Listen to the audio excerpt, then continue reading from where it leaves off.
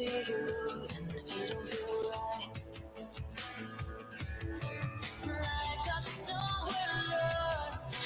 there, boss baby. Can you hear me okay? Give me a thumbs up. It's good to see you. You look very excited. Woohoo.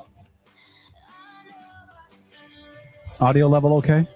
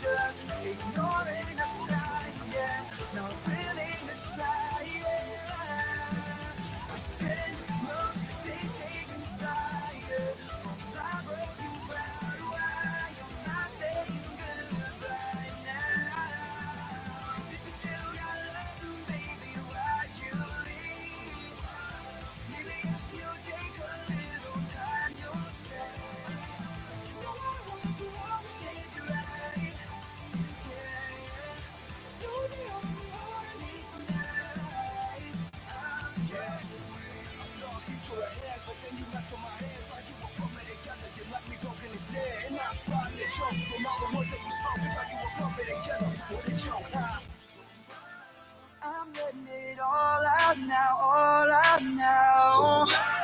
I'm letting go. 'Cause if you still got love for me, why'd you leave? Maybe if you take a little time yourself, change your life. You're the only one I need tonight. I'm so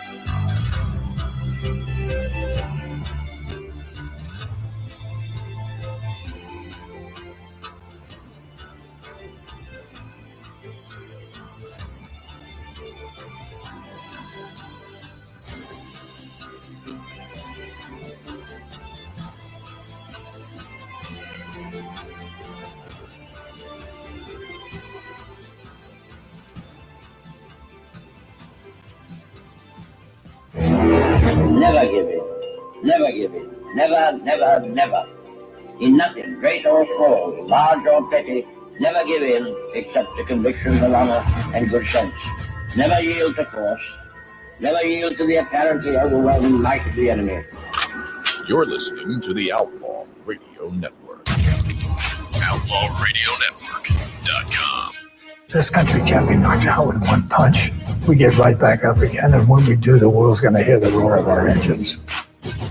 But it ain't about how hard you hit. It's about how hard you can get hit and keep moving forward. How much you can take and keep moving forward. That's how winning is done. You do your work, and we will do our bit. Republic. I like the sound of it. It means people can live free, talk free, go or come, buy or sell, be drunk or sober, however they choose. Are you ready to be who you are? No poetry, just a straight answer. The government has deliberately sought to deceive the United States by false statements and expressions of hope for continued peace. We are men of the hood, marry now at your expense. But there's no both sides anymore. They're just trying to wreck our goddamn country. It's time for you younger guys to take over. You meant to be here tonight. This is your time. Their time is done. It's over. Screw them. This is your time. Now go out there and take it. If you guys don't start thinking as men, we're going to have a lousy country. For the crimes of incitement to cause unrest, I declare to be an outlaw. All right, everybody, it's the Outlaw Radio Network. It is the 19th of July, 2026. Thanks for checking out the show. The whole crew is here. We're all here. Which is amazing. K-Dog, Paul, Beals, Tom, Lori is here. Paul's keeper, Amber, is here. It really is a full crew tonight. She gets paid well, so watch your manners. Yeah, someone's got to be paid to keep an eye on you, keep you out of jail. That's true. All right. In just a minute, Daria Elgin. God bless it, man. He just told you. I know. I've got too many knobs and things over here to turn. It'll be You interesting. are a knob, dude. It'll be interesting to see if he gets Elgin. And what district? 23rd.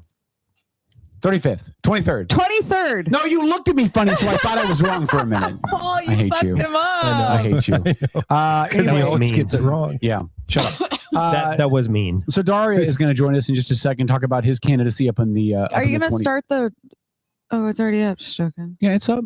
Why did Tommy just say we could be starting soon? Or am I like way behind? Mine's You're always probably way behind. Okay, never Yeah, it's the mind. story of your life. Okay. Yeah, you're definitely throwing him off now. So Kevin? Daria, hold on. Let me go back to what I was on. Daria is going to join us in a second, talk about his candidacy up in the 23rd. Next hour, we're going to be joined by a whole bunch of folks from No Spark Racing, KDDA. They're coming up on the big Whaling Days race, which will be this coming Saturday night at the Kitsap County Fairgrounds.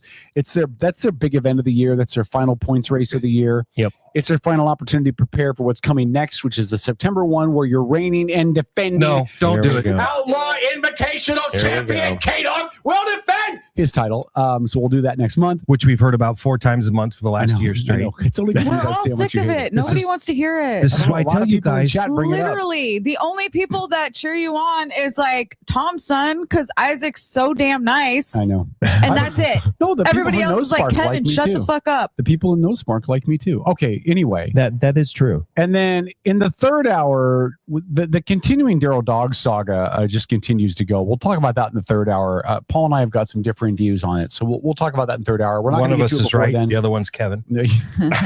Anyway. Remember tonight's show brought to you in part by our friends at Destination Highway 420 on Hollis Street. Stop in, say hi to them, check out their great supply, great prices, and best of all, best customer service. Every time you step in place. Outstanding customer service. Thanks again to Destination Highway 420 for being proud sponsors of the show, and of course to Tom and Black Ring Spirits, who host the show right here in the Town Square Shopping Center, Mall, Bar Mitzvah Factory, and ice cream shop. Let's see if he gets it right. Yeah, don't forget the ice cream shop. Can't forget the ice cream shop. Carmelo. All right. Can we bring our guest in? I think we should. Let's bring our guest in. Are you Facebook? He can't Use ever your remember Facebook? the name. That's the problem, Lori. No, You're so his lucky name she is called me Daria out. Elgin.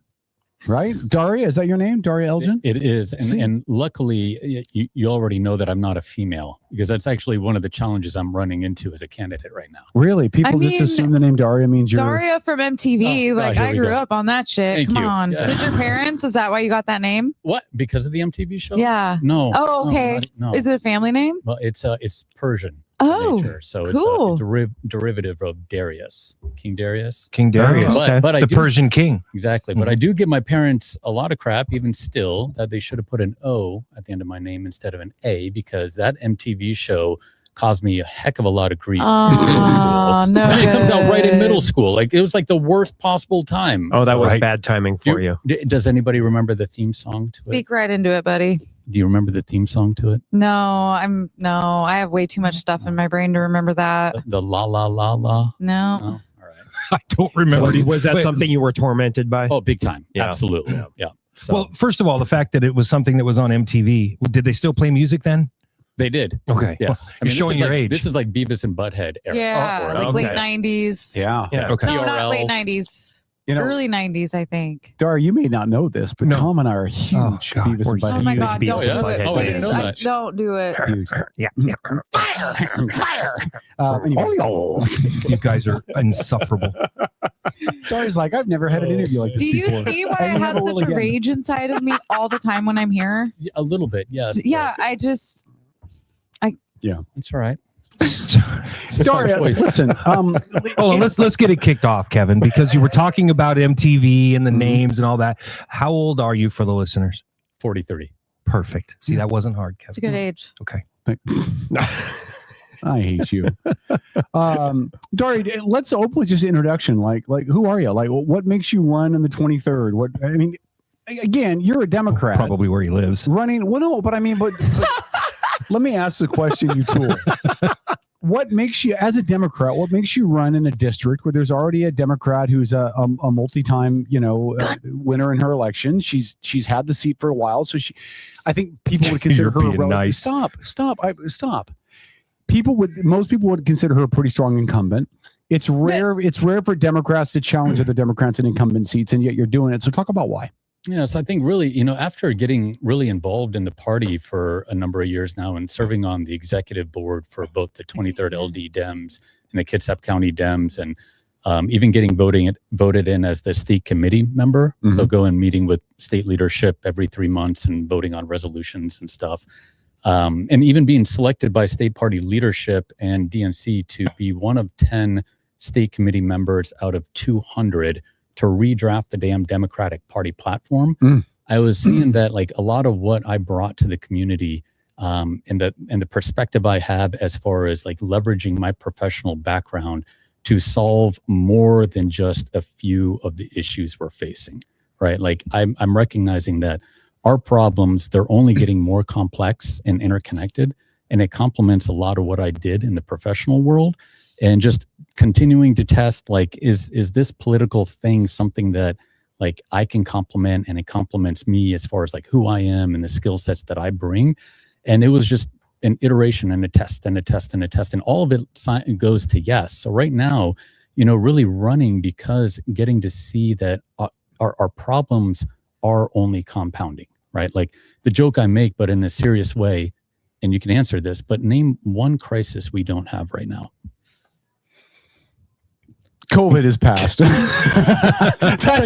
think that's it. That's actually pretty good. Yeah, I think that's it. Well, But I mean, Hillary Clinton isn't president, never did become president, so that's always a good thing. yes, but the glass ceiling is still intact. no, but I mean, Don't give a seriously, fuck. like getting involved into the community, and and I have 20 years in the professional world, international business development. I was going to say, what was your background? Yeah, So I mean, good. Yeah. I mean, Talk like, about that. Yeah, so a political science major in college, worked for a variety of early stage startups, went back for an international MBA. So I studied in Dubai for almost a year, and Nice. then China. That'd be amazing. It was amazing. Yeah. Oh, it was amazing. Amazingly hot. Hot. Thank you. Yeah. Yes. 100%. Yeah. But then, originally from Colorado, moved back there. My now wife was in dental school at the time, and I took a job that required me to relocate to Singapore, and we took that opportunity. So we Nice. moved to Singapore, and We were there for 3 years, which is amazing. And this was before kids. So we got to travel a lot around Southeast Asia. But I was with Expedia at the time. Okay. And I was managing all of the largest global strategic partners for the APAC region. So you think like Hilton, Hyatt, Starwood hotels. And, it was point of contact for them. It was friendly until negotiation time, right? And then it was all out war at that part. But, it's fun because even with that experience, and you can see this on my LinkedIn profile, like the people who are sitting across from me at the negotiation table, leaving me recommendations after I left Expedia saying that working with me was a breath of fresh air.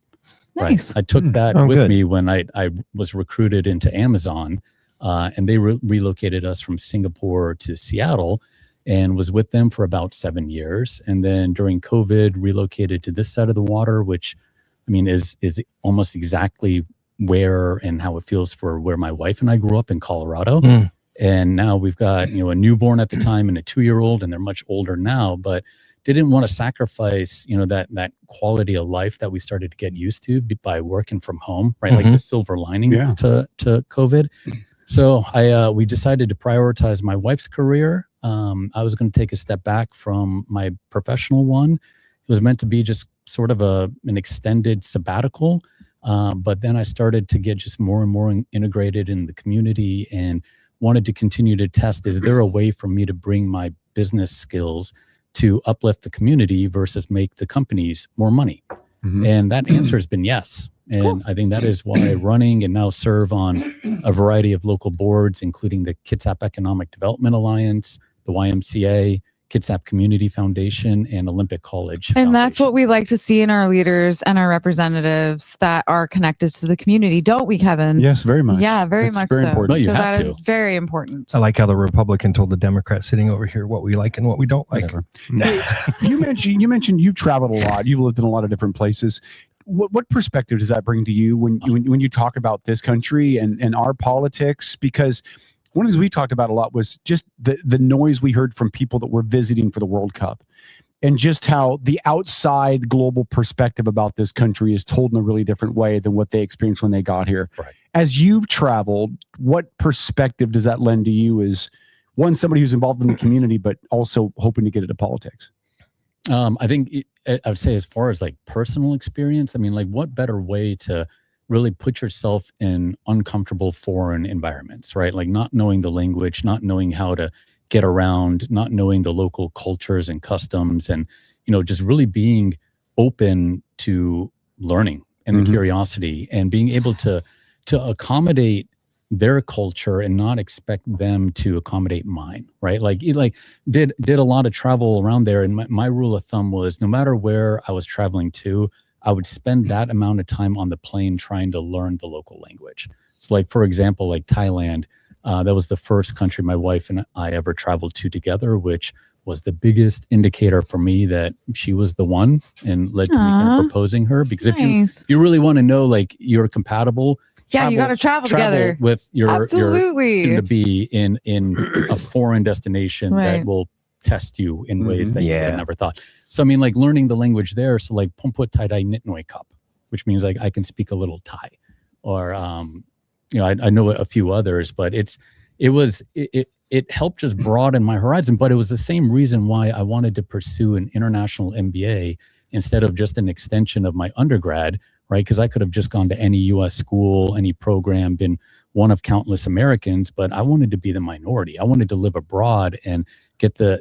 ability to have that international experience, call somewhere foreign home, but then also be in a cohort of my class where I was the minority. So it was me and 3 other Americans, and then out of 60. Wow. So now we're talking people from everywhere, and just being able to continue to learn and have a much broader global perspective. It's just who I am, but it's also just complemented me in so many other ways, especially politics, because going into this with curiosity, right? And I think you guys, it sounds like you guys kind of heard about me in some things, and I know you've mentioned it on a few of the other shows, but it's just my approach. It's my ethos, and it's who I am. But we need more of that. So I think that's a good thing. We absolutely do need more of that. Mhm. And we need to get rid of that cunt. We're in the 23rd. Damn. Well, that only took 8 minutes. Beeler. I'm sorry. By I'm the so way, tired of holding back. If you have the bingo card, you can take a shot. Daria, without going down the path that Beeler just took. Sorry, Daria. I apologize. There is a question to be asked, though, right? Because again, there's a Democrat in that seat. And I'm not going to make this about her. I want this to focus on you. But what are you going to bring to that seat that somebody that represents the party that you also represent isn't bringing to that seat? What are you going to do different? Besides felonies. Sorry. Wow. Or where that came from. It just came out. I'm so trying to be a straight guy here, and you guys are just normally it's the other way around. You're straight. We've all met. Wow. Anna. All right. No, I think maybe on that note, if we wouldn't mind tempering a little bit of the personal commentary for my opponent. Thank you. You got it. Please. Sorry, they're not even here. Just you and me, man. It's just you and me. But no, like really, a lot of it is like How did I get thrown under the bus? I mean, you didn't say anything. At a very, very high level, I think we're all going to agree that we are just not in a better place than we were 5 or 6 years ago. Nope. Mm-hmm. And Sure not. and getting involved in the party and kind of like, being behind the scenes and seeing all the things, really recognizing that, we have an elected official who is very narrowly focused on certain platforms and issues and constituents and areas that do not represent our broader community at all. And that is, it's something that I see is an opportunity, but it's also it's necessary right now because with our budget the way it is, with the division that we're seeing in politics, with our community struggling and knocking after a few thousand plus doors, like getting to hear directly from our community members what they need, and right now it is across the board everything, but the cost of living is by far number one, and I'm just knowing that I'll be able to bring a fresh perspective and a professional background that complements not only like that broader big picture thinking, right? Being able to connect dots that others can't, or just thinking like, let's just say traditional politician, where early on when I decided to run, people are like, well, like, what's your platform? What are you running on? And I'm going, oh my God, like you actually, like you have to pick something right now, or do you actually go out and like listen and hear what the top priority from your voters are? And I got a lot of crap from within the party. And it's like, God, like, I don't like that is counter to my business background, because we have to first identify the problem and then work backwards from that. So I needed to engage with the community to realize what that platform was versus going, okay, well, like I got one potential seatmate that is focused on education. I've got another one who wants to fix the ferries. I've got another one that is, focused on justice reform. Does that mean I just have to pick what's left? Like, no, like I'm not going to do that. Like I'm going to come out with this in a way that is like I'm seeking to understand, like what do the people need right now? And I'm knocking doors for all high propensity voters. So like if you voted in the last 2 elections, I don't care if you are a strong D or you're a strong R, you're going to be getting a door knock from me. Good. You should be doing that. What are you hearing from the people up north? What's your response? I mean, again, a new name in the district, really. What are you hearing from voters? Yeah, hands down, it is definitely the cost of living. And this ranges from, like Bremerton, where, they're knocked on the door of a mom who's paying more in childcare than she is her mortgage, and knocking on seniors' door on Bainbridge that are on fixed incomes. And with gas prices, with energy prices, with groceries, you name it, everything across the board is going up. And for those people, they are simply just trying to survive right now. And that is my number one priority. Like I know it's not sexy, and I know it's not, let's just say, democratic to lead with like fiscal accountability as being like your number one, but I have to, because that is what I'm hearing. It's huge on everybody's. refreshing. Yeah. And it's huge on everybody's minds right now. I hear that from a lot of people. So I think you're tackling that correctly. So good job. Kudos. Well, thank you. But my opinion is you're bucking the trend a bit, right? Because what we've seen out of a lot of the Democrats in Olympia is well, we got to increase taxes, and there's another round of gas hikes being talked about, and we've now got that the income tax, and we're going to ask you about all of that.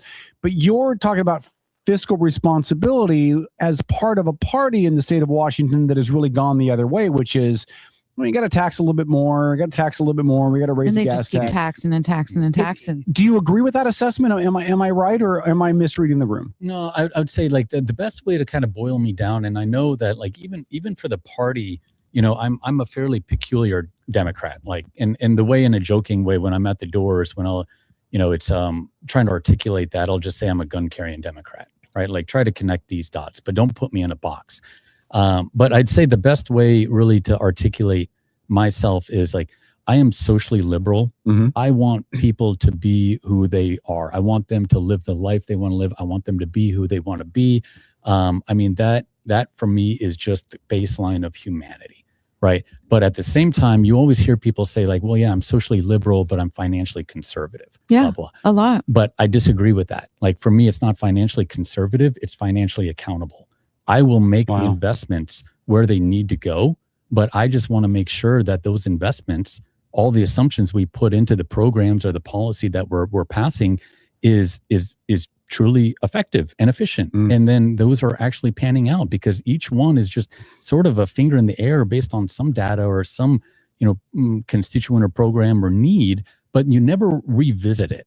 Like, how do we not just keep that as a mechanism for us to just make sure that what our assumptions were are actually proving to be true? It's not anybody's fault. I don't even think this is a partisan issue. It's just if we think about where we are right now financially, I mean, let's boil it down. Like our school districts right now are financially struggling, right? Our county is in poor shape. Our towns and our cities are, our state is. Like connecting the dots there, what is wrong, right? And I don't think adding more is the right answer. I think being able to be a lot more methodical in how we do it from an accountable lens, and even being open to revisiting these, it's not to point blame. It's just to make sure that we are operating as effectively as we can to make sure that the dollars that we need to put towards essential services are there. Because right now, going into another budget deficit for the third time, just months after our last session, like, are you kidding me? Like everything is on the table again, right? We can talk about whatever amazing program we want, but all the program leaders I'm talking to are already panicking that they're going to be in this position of having their budgets cut again. Like, how are we in this position? So. Well, I hate to say this, but I think we kind of have an idea of why we're in this position. And I think we can look directly at the policies, right? I mean, I'm not going to use my old adage that Democrats have controlled the state since 1988, but effectively, right? They've had a lot of control. So a lot of the positions we find ourselves in financially, right, at the state level, is as a direct result of a lot of Democrat policies. Your party's policies. And well, I wasn't. That's all right. Yeah. Well, I mean, that kind of went without saying, but my point was, and then you're because what you're saying is perfect, honestly. Like from my perspective, wow. And it's exactly what we need. Like, I don't care if you're a Democrat or Republican, right? I just want somebody to step into office that's going to be, as you called it, financially accountable, fiscally accountable, and unfortunately, we haven't had that. We've had a system, and I'll just say even over the last 12 to 15 years, right, which has gotten itself to a point where silencing the minority party has become part and parcel. And so we're not really having the conversations anymore down in Olympia, are we? And I think without getting back to having those conversations, my fear would be for you getting in there with the views that you're expressing. You're going to be a minority. Yep. And I am willing to buck that trend. You seem like you were willing to do that. Yeah. 100%. Because I mean, even with me running right now, it is wild to be attacked from your own party. Right. Like it is honestly, so wild, isn't it? I'm in the crossfire right now. I've got the like ultra left coming at me. I've got the ultra right coming at me. But I got to tell you, those are the constituents I'm not targeting. Like I don't. In my mind, that's the problem with our politics right now. I want everybody in the middle. I do not care what party you come from on this, because like I got a lot of flack too. Last week going and doing the Q&A for Robert and the Libertarian Party. I saw that. Because Democrats don't go to this, and you go into that means that you're Which is bullshit, It is because bullshit. the Democrats have taken a lot of political ideology from libertarians and put it into policy. So that's crap. Correct. But I mean, going in there, like the Q&A was meant to be only 2 hours, and Robert extended it 3 just because of like the energy and the collaboration that we had. And I'm sitting up there with Travis Couture, right? And He's so great, right? I liked him. Yeah. But I mean, Travis. I told him that, like in Olympia, there is no way I will not seek out the opposing view, right? I don't care what party it is. It's just, it helps better inform my perspective or my perceptions or my assumptions. And I told him, I was like, and I put this on my post on my campaign page, like at some point, if we ever do disagree when we're in Olympia together, I'm still going to be the one to show up at your office with a 6-pack and saying, let's just hash this out. Right. Like I have to get the counter perspective. And another really, actually maybe 2 good examples of this, just to give you more insights in like who I am. And this isn't just me placating at all. So I led the North Kitsap School District levy in 2024, right? And we got it across the line. It was successful. But the no committee for it, that were running the anti-campaign, after we won, I saw the person that organized that effort staking in one of his business signs on the side of the road, and it's raining. And I'm like, you know what? I could just drive by, but I could also pull over, introduce myself, and just out of pure curiosity go like, what was your opposition to this? Like, do you hate kids? Like, that's what I'm thinking in my mind was like, how can you be against a levy that is going to help our children? And we stood Because there, we give them enough money already. we can have that conversation. But I mean, like we stood there for 15 minutes, pouring rain, and we built enough trust and rapport that he agreed to meet me for coffee. Right? We sat down for coffee a week later, 2 hours, and walked away from that. He had a lot of really damn good points. It would have made our levy that much better. But for some reason, we just get into this like either or, blue or red, like all or nothing, just mindset that just destroys that opportunity to collaborate and make everything we're working towards that much better. Right? So we do have a question from the chat. What would you do for the homeless community and the disability community? And the homeless and the disability? Yeah. We would say disabled. Disabled. Sorry, I'm just reading what he wrote. That's okay. Yeah, it's I think. Are you guys familiar with Tommy's Story Hour? Yeah, That's who asked the question. Tommy my DeBoer. man. Yeah. All right. So isn't Tommy amazing? Tommy is amazing. Just grassroots, just average guy doing great stuff, not for a paycheck or for any notoriety, just because he sees a need and he fills it. 100%. And he's been doing it for a long time. Yes, he has. 100%. Yeah. So I consider Tommy a really dear friend. He's a sweet guy. So I'm actually on his board right now, helping them get to nonprofit status. Nice. Good. I admire him so much for what he's done at, as you said, a grassroots level. But Tommy is tenacious. I mean, he's relentless. Like if you make a promise to him, he will hold you to that and then some, right? And I love it. And what he's done for the special needs community here is amazing. But it's, I think specifically, for Tommy, and that is right now, like, again, kind of going back to the financial component, is how do we make sure that we are investing in the programs for our homeless and in our special needs community in a way that is going to be effective for them.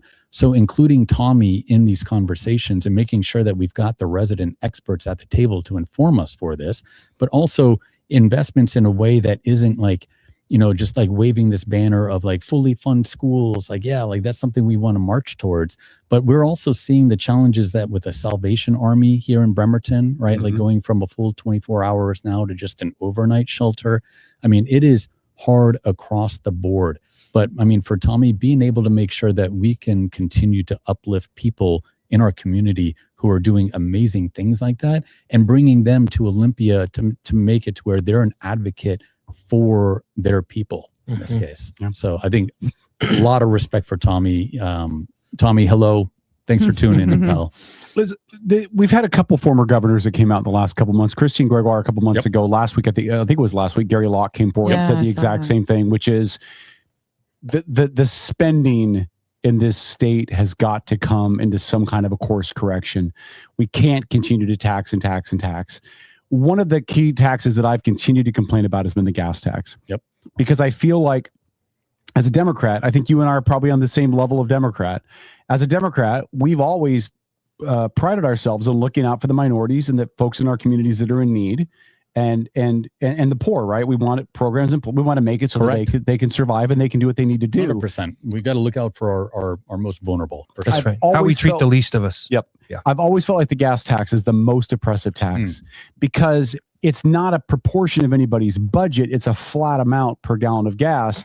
And if I make it $18,000 a year, I'm paying the exact same amount of gas tax as Paul is if he's making 110. And it's so it's so oppressive to the poor and the minority community when that cost of gas goes up. And it's such a lie, right? Because in Olympia now they're saying, well, this is Trump's gas. Well, some of it's Trump. I mean, some of it's Iran. A lot of it's not. I mean, there's a reason why you drive across the Idaho border. It's $1.50 a gallon cheaper. How do you stand on the gas? Would you, if you're elected, would you support another gas tax? Because there's already talk about, I think I've heard one that's being proposed. It's another 6 cents a gallon. Do we roll it back? What do we do with the gas tax specifically for the poor and the minority community, but just in the state in general? Because I feel like it's killing us. Yeah, I mean, what you're really pointing to is, I mean, the challenge that we do have at a state level, which was one of the reasons why, the millionaires tax was proposed is, I mean, we do have a regressive tax system, right? Like we can't deny that. We're number 2 in the nation. And that's because there are fewer levers to pull. But I think when you're talking about, this tax being oppressive, especially when this community, they aren't able to live where they work. So they're paying even more because they're having to travel farther. I think just knowing that for cost of living right now being like at the top of the list for what I'm hearing consistently, I just hope we as a party would be able to consider some kind of temporary relief on the gas tax in itself. I personally think that's only fair for us to consider and debate. I'm not aware of additional taxes coming up, but I mean, it's again, like we just have to be a lot more thoughtful in just our approaches for increasing revenue when taking a step back. I feel like what all of this is really coming down to is just a lack of trust, right? Our voters, our taxpayers do not trust where their money is going, and then they don't trust that it's being invested efficiently or where it needs to be. And that's why right now, like even locally, all these, like the public hospital district that I'm supportive of is coming up. We've got school levies, we've got the fire departments, we got police, we got metropolitan park districts.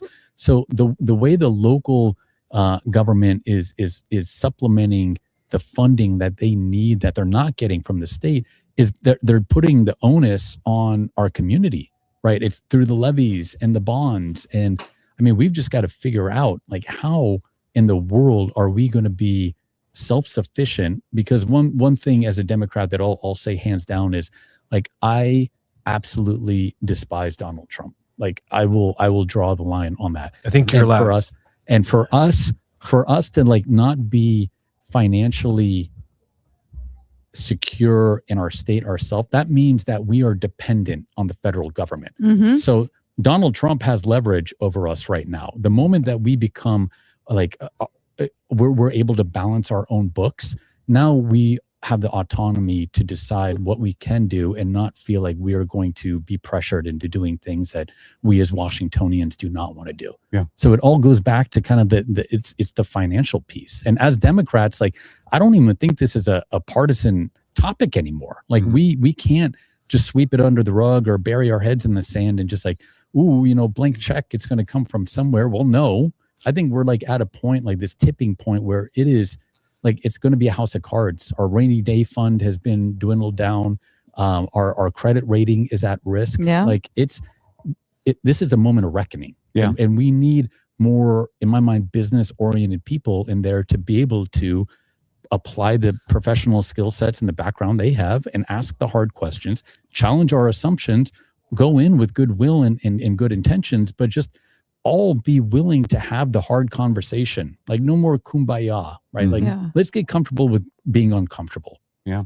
But Daria, listen, sorry, that's genius though, because even if somebody is a supporter of Trump, they can understand what happens in 2.5 years when you have President AOC in the office and the Republicans are not going to want to rely on a Democrat president to do the exact same thing, right? They're not going to want to rely on the federal government run by a different party to give us what we need. So your premise, while I understand your disdain for Trump, the idea that let's balance our books, balance our budget, make ourselves self-sufficient, so we're not going to the state asking for going to the feds asking for a handout. We're handling our own business and we're sufficient. I love it. Sorry, go ahead. I was going to say, how do you feel about the systems that are the programs that are in place that are causing these additional taxes that we're having to pay for the gas? Like, I know a lot of conservatives like myself are good stewards of the earth because we recognize the fact that we only have this one earth. But to tax us to death because of, I'm sorry, but perceived cow farts that cause the environment to go bad. Yeah. Yes. Thank you. Thank you for that, Paul. You're welcome. How do you feel about that kind of stuff? Are you going to support those kind of taxes, increasing those taxes on us, or do you take a different stand on that? Well, I think in my mind right now I can't say like I'll be supportive of net new taxes, right? Because I recognize that we are at a place right now where we've just got to get a lot more accountable and efficient with our dollars before I think we go back to our taxpayers and ask for more. I'm going back to that trust piece. I want to go in making sure that when I come back, like I've done everything I can to institute a new level of trust. And can I give you one idea on this? So right now, like knowing that trust has been eroded, right? And people don't like paying taxes in itself, right? Like why is that? Because we're paying into a black hole, right? You don't know where the dollars are going, what the dollars are for. And yes, the roads are being fixed and, our schools are getting sort of funded. Yeah, not really. Getting nitpicky over here, huh?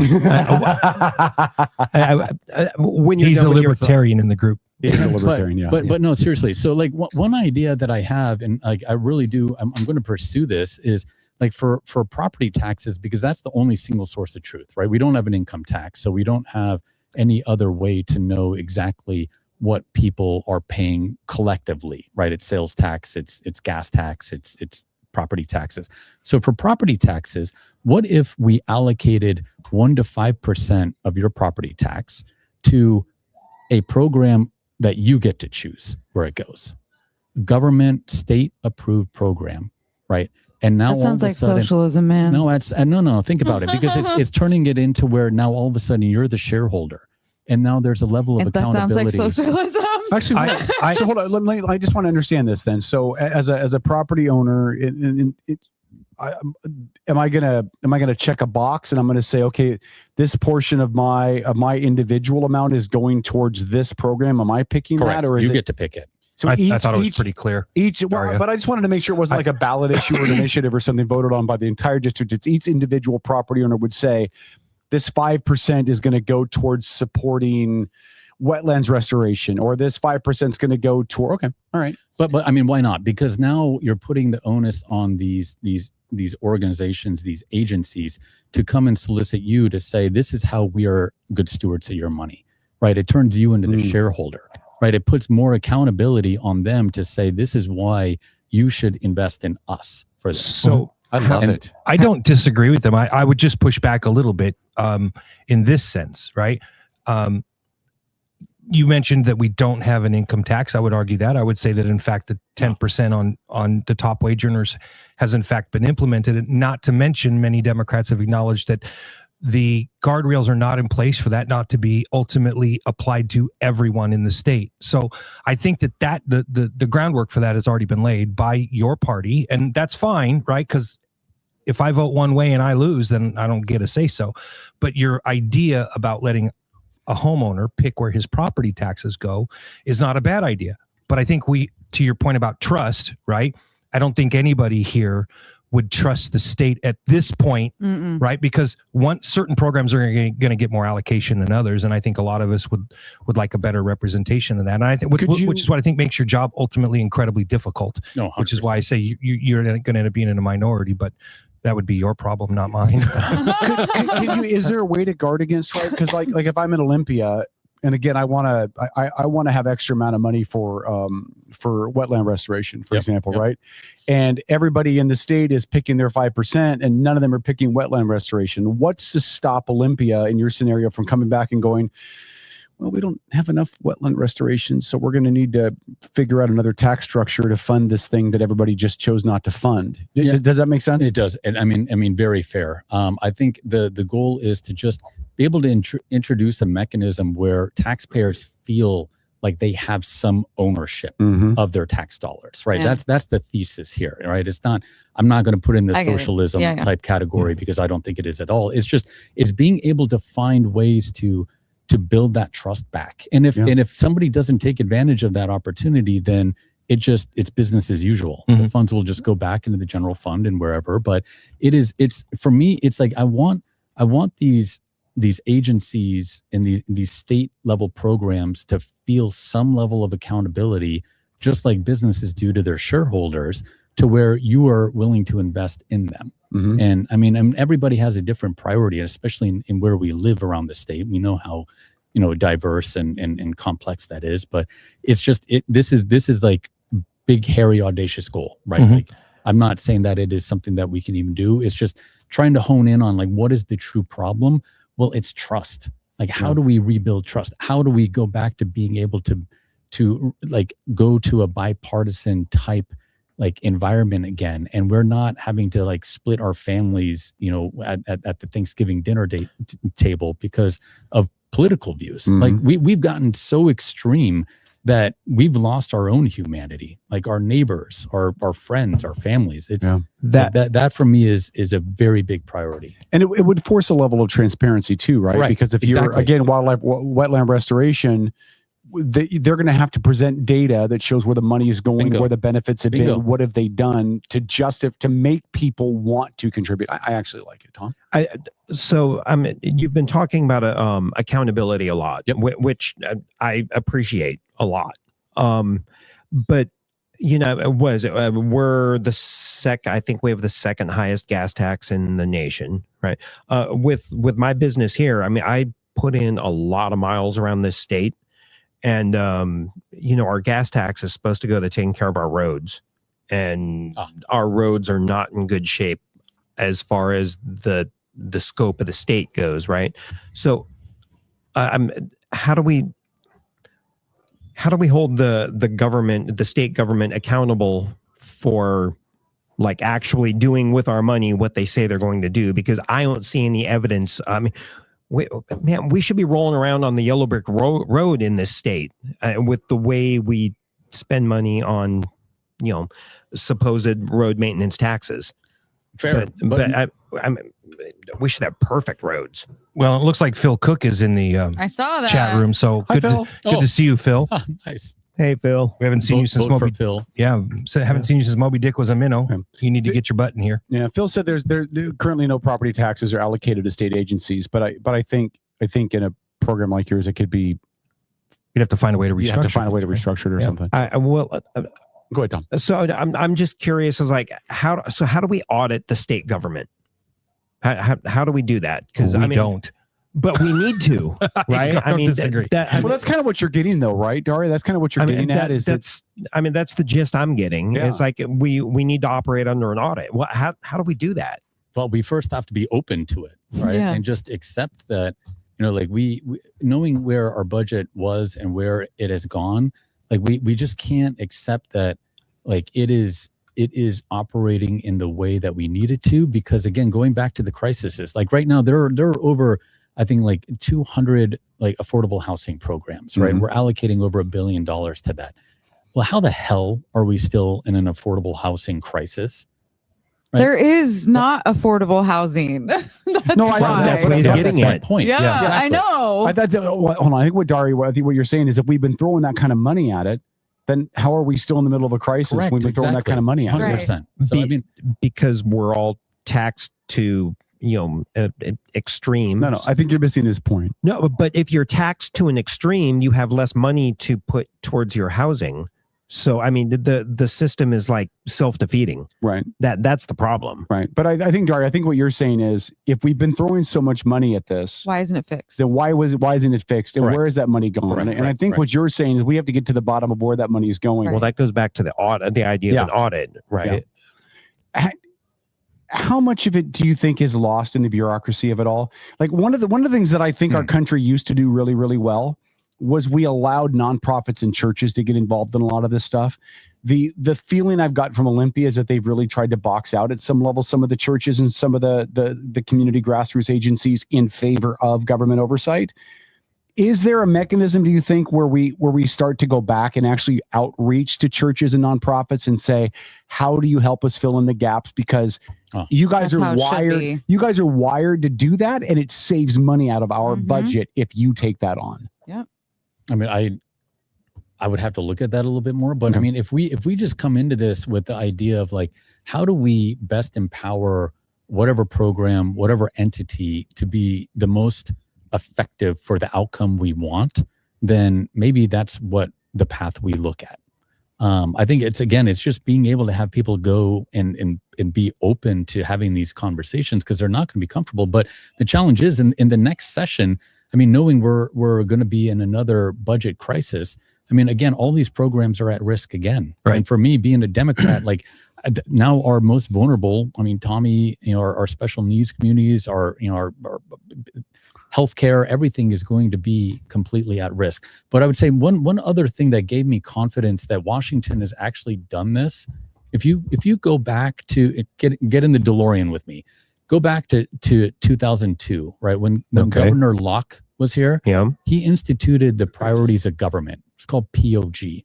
Does this sound familiar at all to anybody? No. So, I mean, at a very high level, rather than like thinking of our budget as being something that is static, and then you get these reports from the agencies that come back and say, all right, our growth projections are X, our revenue for our state is Y, and now all of a sudden we have to supplement whatever that difference is, right? And that's likely going to be through new revenue mechanisms.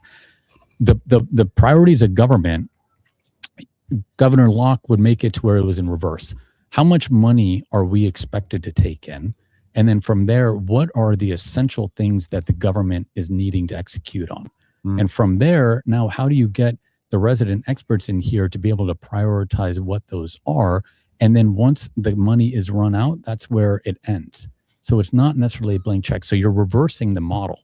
It's not just saying because you're spending X today, you're going to do an incremental lift on that for Y. So it is being able to just come in with a fresh pair of eyes and an openness to say, like, how can we just do this better? It's how you and I probably run our households, right? Exactly. We know what our income is, and we know we can afford to spend, and we can't create money out of nothing. So we stay within our budget. And you're asking the state to do the same thing. Well, I think let me get to that point. In this sense, with regards to what you're just saying, and I want to, because what I'm hearing from you are very conservative notions, fiscally conservative notions, which in this state, I think we clearly need. With that thought in mind, we're living in a state in Washington, right, where they're doing their budget, they're going through their session. 6 months later, they're going, yeah, we're going back into debt again. Is that an issue with policy, or is that an issue with revenue generation? Where's that issue coming from? What are your thoughts? So, well, my issue, I believe very firmly that it's policy related, and it's not enough oversight, right? We know through independent journalism that there are groups of individuals in this state that are charging the state absurd amounts of money for non-existent daycares. That's just an example, one that's at the tip of my tongue, right? So where does that issue come from? I don't know that that's necessarily a policy issue so much as it just is an accountability issue, right? People in certain state offices aren't following up. They're not verifying certain businesses are doing what they're being paid for, but yet it's being shoved down our throats that, for example, as an independent media organization, we're not allowed to look into that, right? It's offensive that we would look into that and ask those questions. Those are the things that go to the trust issue that you were talking about, right? Because how are we supposed to trust people at the state level that are telling us not to look at something, hey, that sign's not blue, and we're looking at it going, yeah, it's blue. You know, I think that these issues need an honest conversation, and which is why I say that, you know, there's a couple of people that have made comments in the chat room like, oh, well, those policies sound a little bit socialist. I don't see them like that at all. I see them as very conservative oriented. And I think a lot of people misunderstand the idea of being a conservative, right? They think that it's something that it isn't. And for us, I think most of us, it's simply not spending more money than you bring in, right? It's not a difficult concept like you guys are talking about. It's like you run your house, right? So when the money runs out, the money runs out. We shouldn't be implementing policies that are going to bankrupt us. Well, and especially where we don't have a lot of safety nets left, right? Like our rainy day fund is, I mean, it's dwindling. Yeah. And, I mean, now we're supplementing funds from other like programs to be able to even just offset it.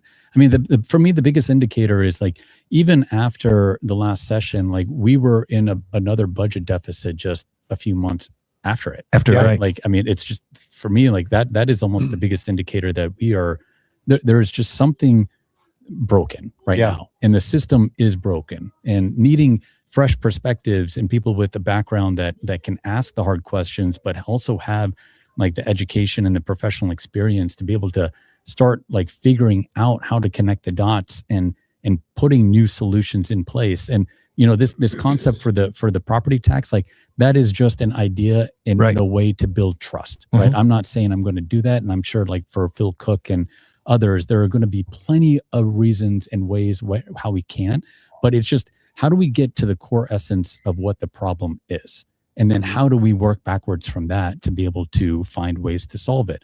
And for me, putting everything on the table is an option, right? And then we'll start poking holes and very Trumpish of him. And working. Oh, here we go. Do you have friends like, I don't know what the Democrats call it in the House. I know H-Rock is the Republicans. Do you have friends within there, and have they reached out to you at all? I know with the incumbent, it's really hard.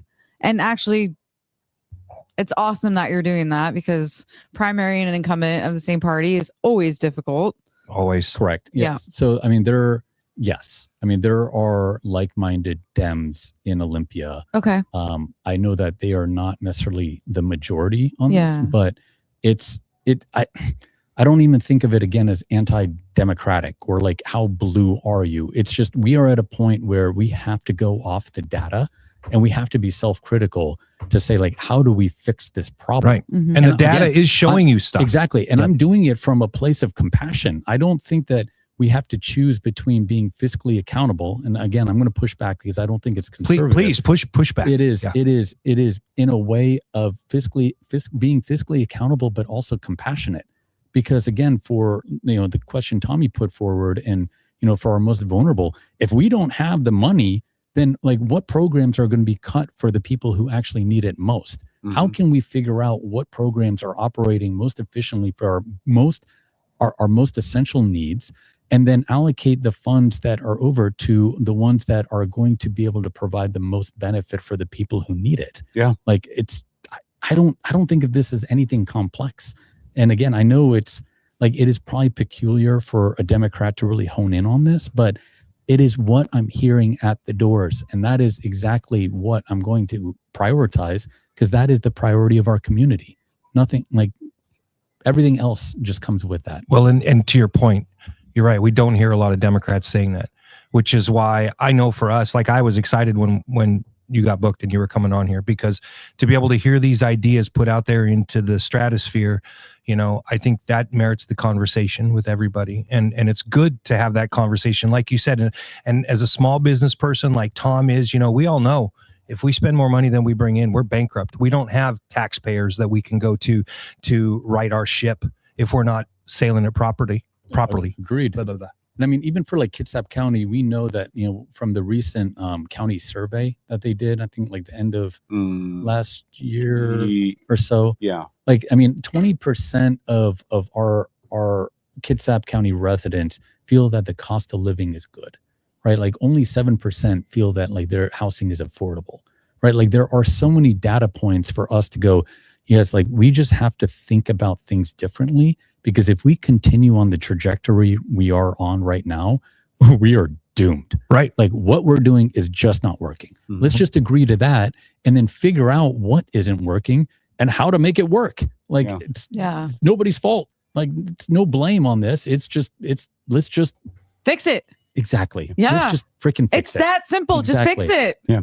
One last question. And I can't believe it's taken me 55 minutes to get to this question, but it is my favorite thing to ask about, which is the ferry system. Your district is so interconnected to the ferry system on the north end, with people that have to either take the fast ferry to Seattle or right over to Edmonds, Kingston, or whatever to work. Like there's so much of your economy up north that is dependent on the ferries.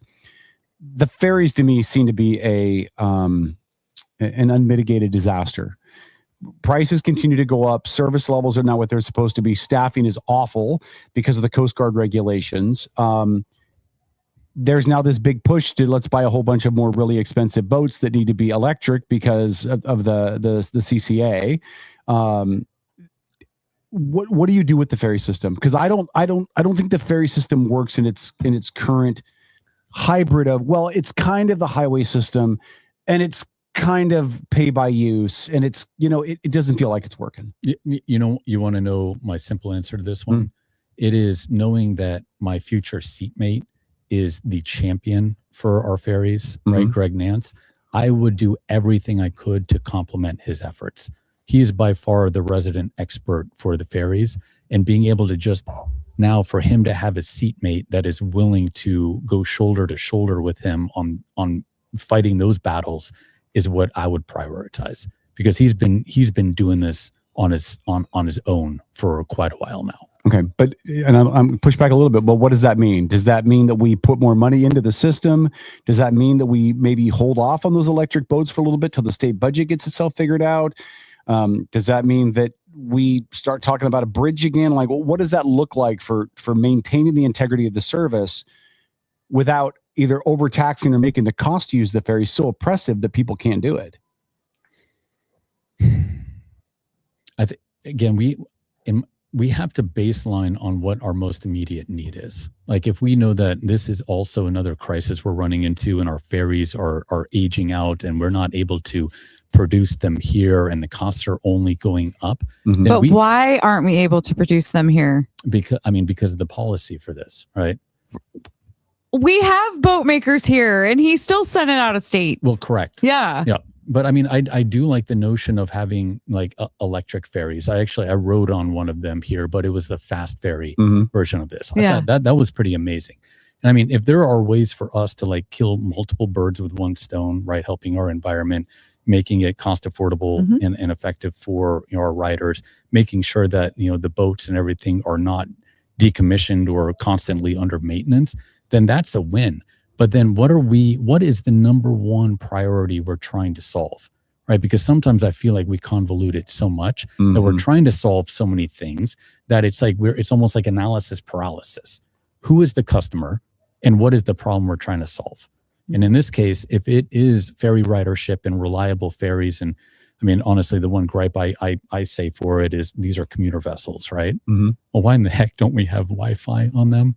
Yeah. Right? Like people wanting to be efficient and use them as a commuter to be able to work on the ferries. Dario, true story. But, so I used to ride the boat 5 days a week, and I was working on schoolwork because I was working on my bachelor's at the time on the boat. They built the new ferries, and the new ferry they put in the Bremerton one was built in such a way that it actually blocked Wi-Fi signal. So it wasn't even that they didn't have Wi-Fi on it, but whatever the glass or the paint or the metal or the makeup or whatever it was, you actually could not get like regular Wi-Fi from your cell phone on the boat. It was like they stepped backwards. Now it was 1987 again. Yeah. See, how do we take the feedback from the customer, from the riders, to know what their priorities are in this case? How do we make life affordable again in this? I mean, it is getting to the point to where people are just constantly in this like day-to-day survival. And we just need to make sure that we are able to provide for our residents in a way that enables them to live, right? Like my platform, and if you guys looked at my website, it's this whole notion of livability, because like affordability for me doesn't even meet the mark for what our actual aspiration is for life, because affordability is just a component to livability. It's the quality of life that we're all achieving and we want to aspire to. Awesome. So that is it. Daria, listen, we got to do this again before November. Oh, I'd love to. Yeah, we got to do this maybe 2 more times because there's so much more stuff to talk about. We've like scratched the surface of it. We'd love to have you on again soon. We'll work with we'll have you work with Beeler and we'll get you scheduled again. No, I'd love that. Can I give you your birthday gift by chance? Oh, I have a birthday gift. What? Yeah. You brought me a birthday gift? Oh my God. And by the way, he's not buying a vote because I'm not in his district. Just so we're clear, this is. Oh my goodness I got a gracious! gift. This Dude, is you're great. spoiled. This is Well, great. What that's is it? one. I hope something pops out of there. What is it? Oh, holy cow! I Look hope at it's a that. pocket pussy. Hold on. You know what? You're so inappropriate. I don't even know what to do. That's funny. Oh, look at this.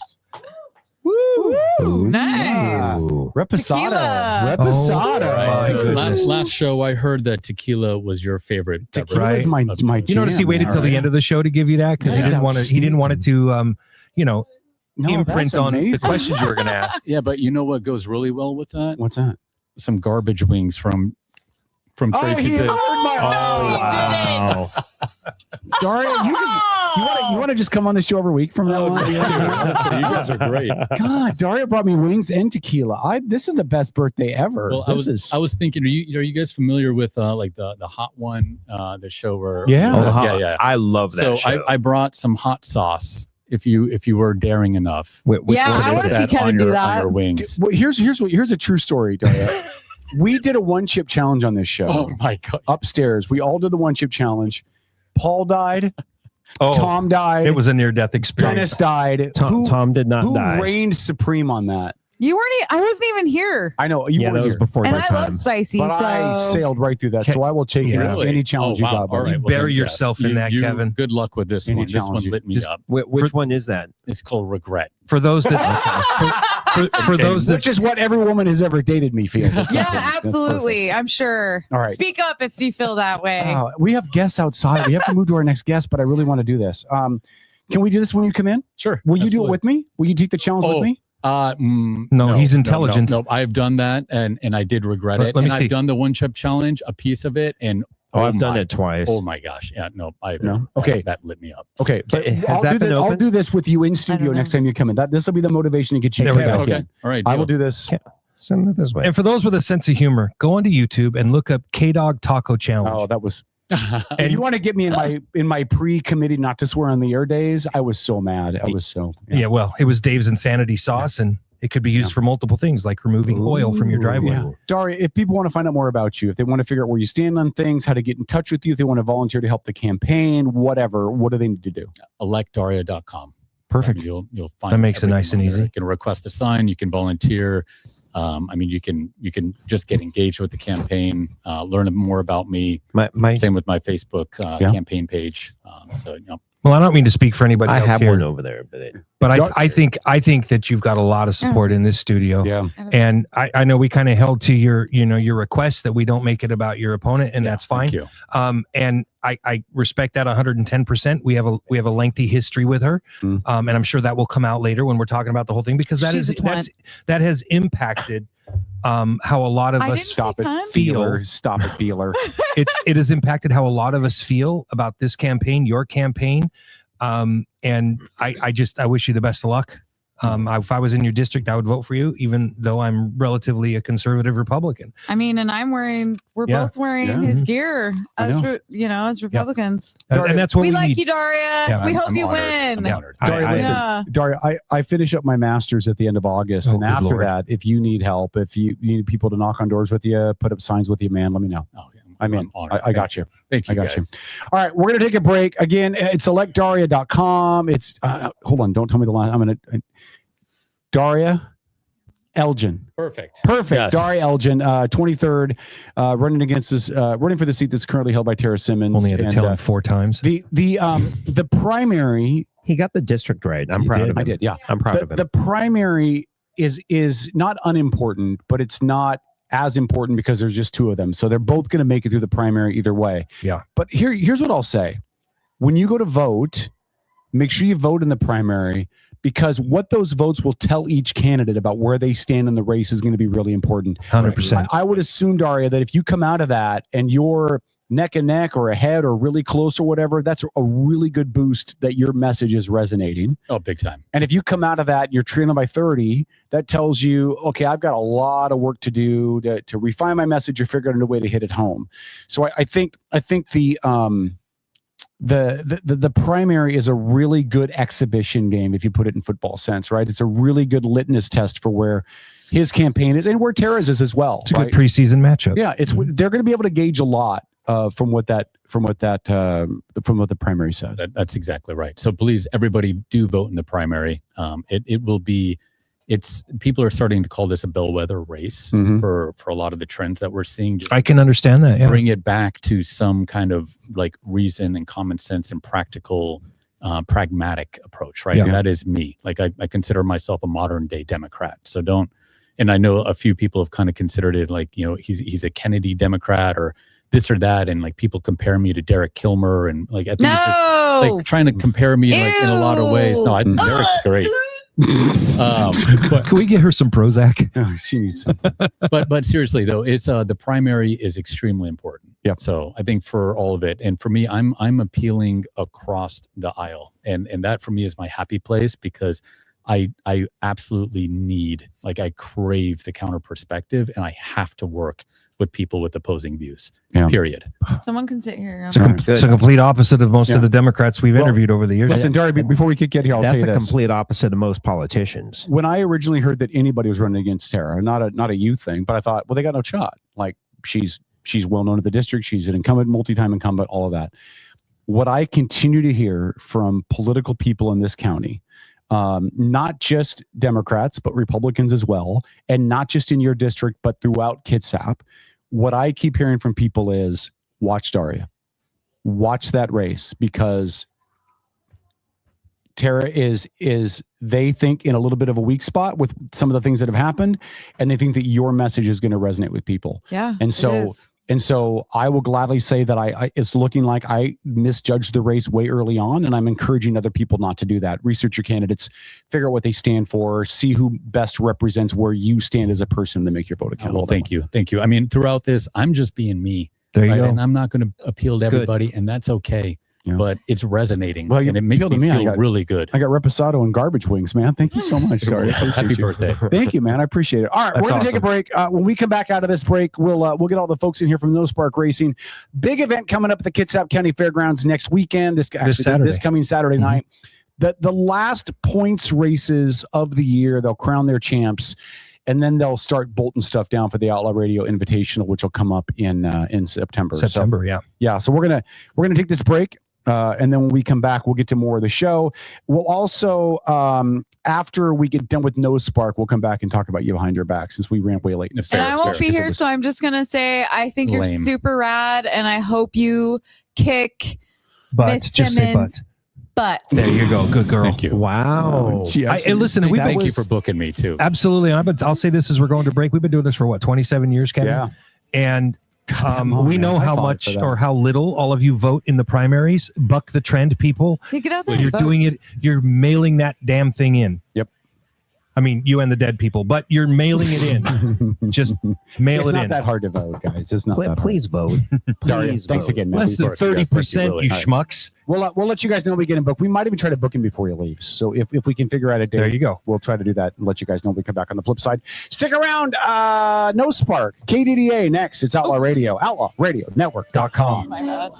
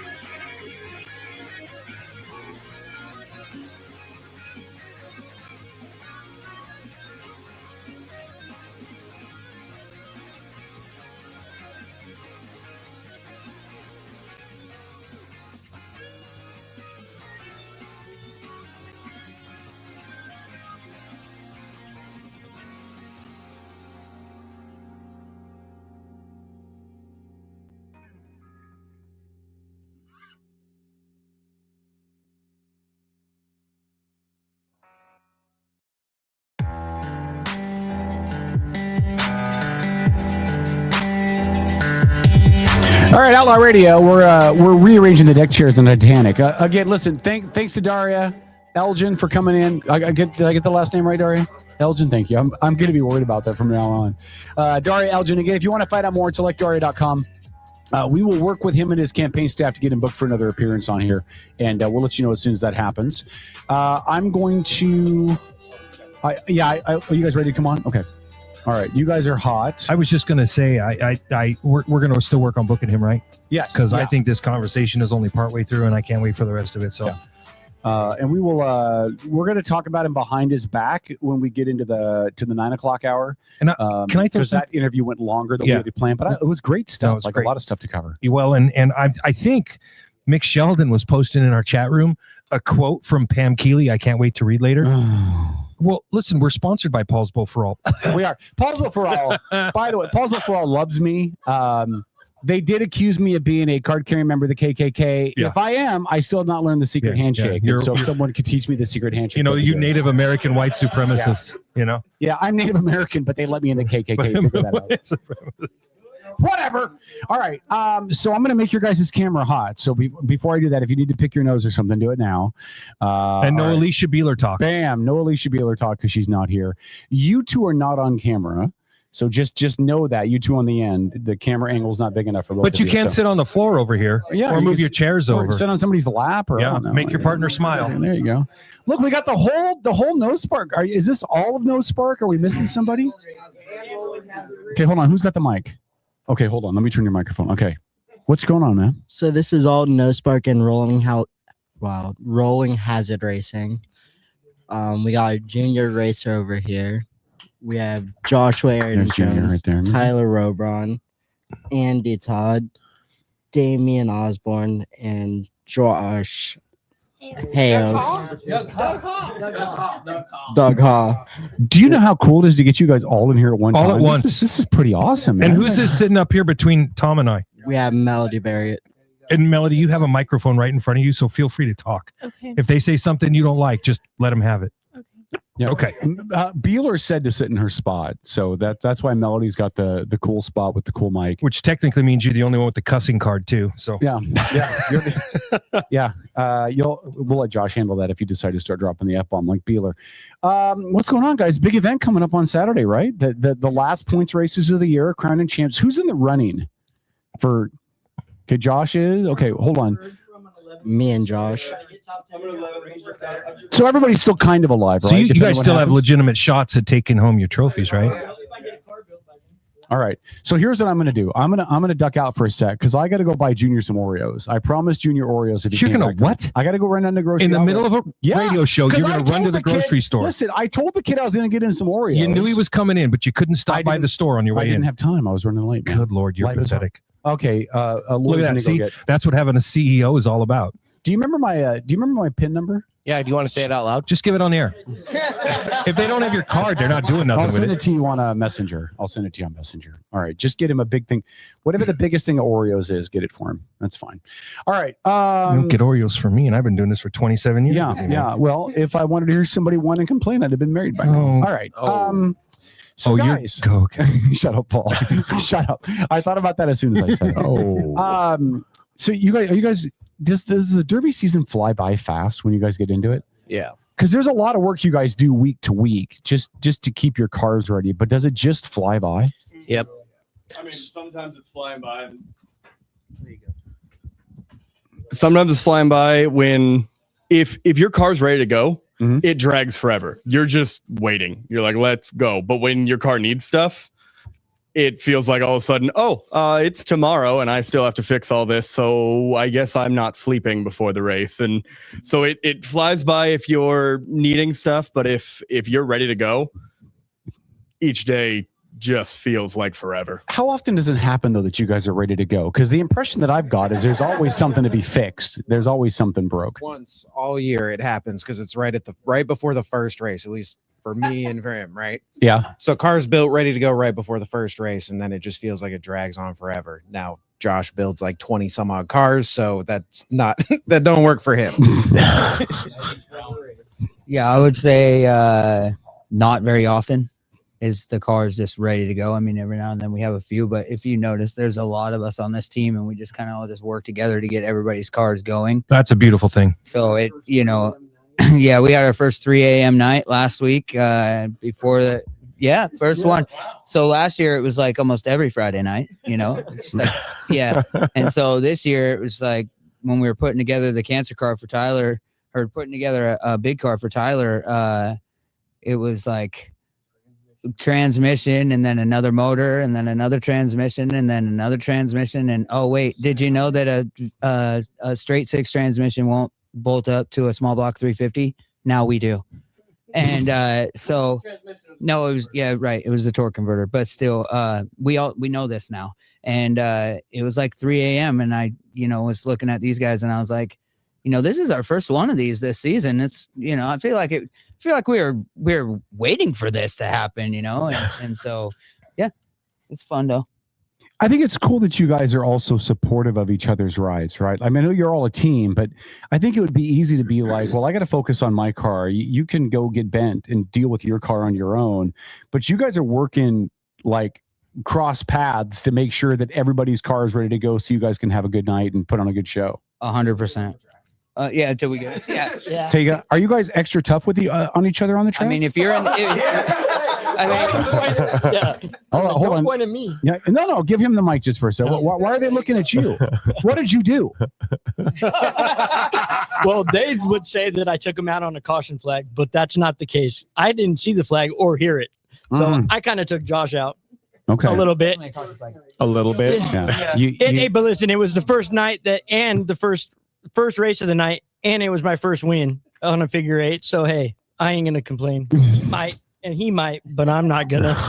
I spun him out on the last turn right before the checkered flag to get first. So, are you guys tougher on each other than you are on other teams or other drivers that aren't like? Are you? No, you guys not even close. No, you see, you're harder on them than you are on each other. Oh yeah. Well, you're one up on us because every race I go out there at the Outlaw Invitational, and my only goal is to take his ass out. So I appreciate you guys working together as a team. Hey, really quick, Josh, who won the Outlaw Invitational last year? Do you know? God, here we go again. Who was that?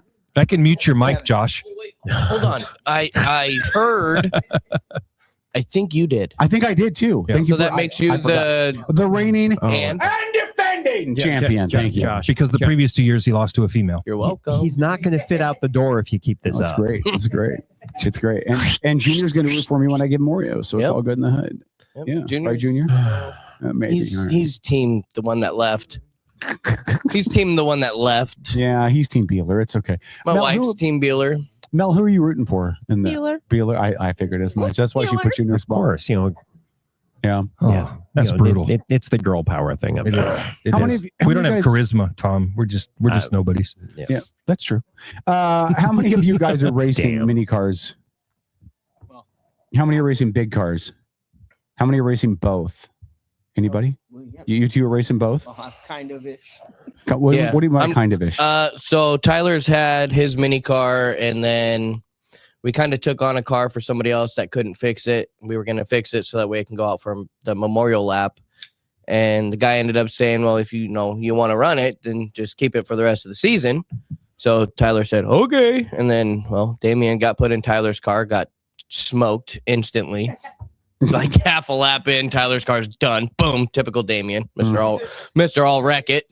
And so feel the love. So the last race, I was doing okay. My car kept overheating or something weird, and then I let my wife go out for a pitman race, and she blew it up. Mm-hmm. So now my mini car is done. The engine's just vented. Yeah, the engine is very vented. So Damien bought a car, so now I'm going to run Tyler's mini car. Tyler's going to run the big car, but I'm supposed to be getting another big car to run Saturday. So, but you don't have it yet. No, I mean, I'm going to pick it up. Okay. I'll have it by then. How much work are you going to have to put into it between now and Saturday? Not a lot. Not a lot. It's almost ready. It's close to ready to go at least. Almost everybody's car is ready, minus Melody. Melody needs. It's fine. It runs. It's fine. Melody needs rear struts and a radiator. Alex needs a front bumper, a rear bumper. Josh needs a car. He's got a car. He just needs to build it. Tyler, we got to do some transmission work. These in a week. These rolling hazard guys, they don't do nothing all day long, so their cars are probably already ready. Wait, who's rolling hazard? Put your hands up if you're rolling hazard. Who's rolling hazard? Who's rolling hazard? You guys are okay. We two are. And then who's no spark? Okay. All right. So we sponsor them. You sponsored the other team. Hold on. Talk in that microphone just because the listeners can't hear you. We sponsored one of them, but we've sponsored them both because with one is two, because they are rolling hazard racing together. At the beginning of the season, when Marcus got his car and Jesse got his cars, they were both flaggers last year. They were track officials. So they decided they wanted to race this year. And at the beginning of the season, they each got a car. Jesse took his to a different shop. Marcus brought his to our shop.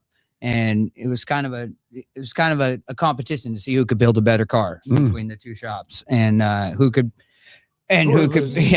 build it faster. We built it faster, but we're losing on the better car, I think. So, but they are rolling hazard racing. Okay, so which of the two of you are better? Who's better in your group? Which of the two of you is a better racer? Depends on the day. Depends on the race. Depends on the day. Okay. All right. It depends on what category you're asking about, because I drive way more aggressively. He drives more technical. I'm more willing to sacrifice my car and the person in front of me. Hey, you can ask Josh that. Yeah. And then he's a little less willing to do that. I drive way more aggressive. He drives way more technical. So your car needs a lot more work after a race than his does. Yes and no, actually. My car needs the same work over and over again. He likes to go nose up with other Hondas and completely bend the whole front end of his car. So okay, mine just breaks the engine mount in the front. Over and over again? Yes. Over and Yes. over again. Same thing over and over Gotcha. again. Who's the best driver in No Spark? Nobody's gonna own it. No. You guys are all equal. Just they're pointing at Melody. Are they? I've heard Melody. I've heard that you're that you're pretty tough. Not really. I heard somebody told me you like to trade paint. Is that true? What? That you like to trade paint? Do you have I think a she straight said panel? no. Do you have a straight panel on your car? Yeah. Where? Like the Everywhere roof. but the driver's side. Oh yeah, her driver's side is obliterated.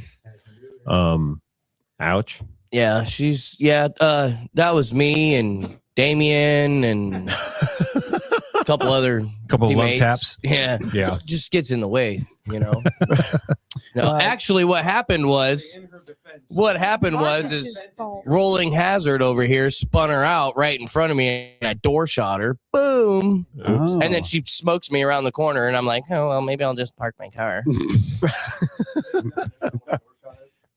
Driver door shot. Teacher became the student. Is that what you're telling me? Yeah. Yeah. Jordan says Mel kicks ass. Krista says that the ladies are taking over. And then she called me Sir K-Dog, which I'll just take out of that the Sir. Thanks, Krista. What? We're not going to get you out the back door. That's totally fine. It's totally fine. What am I going to do with you? I don't know. If you want to take him in the back door, you go right ahead.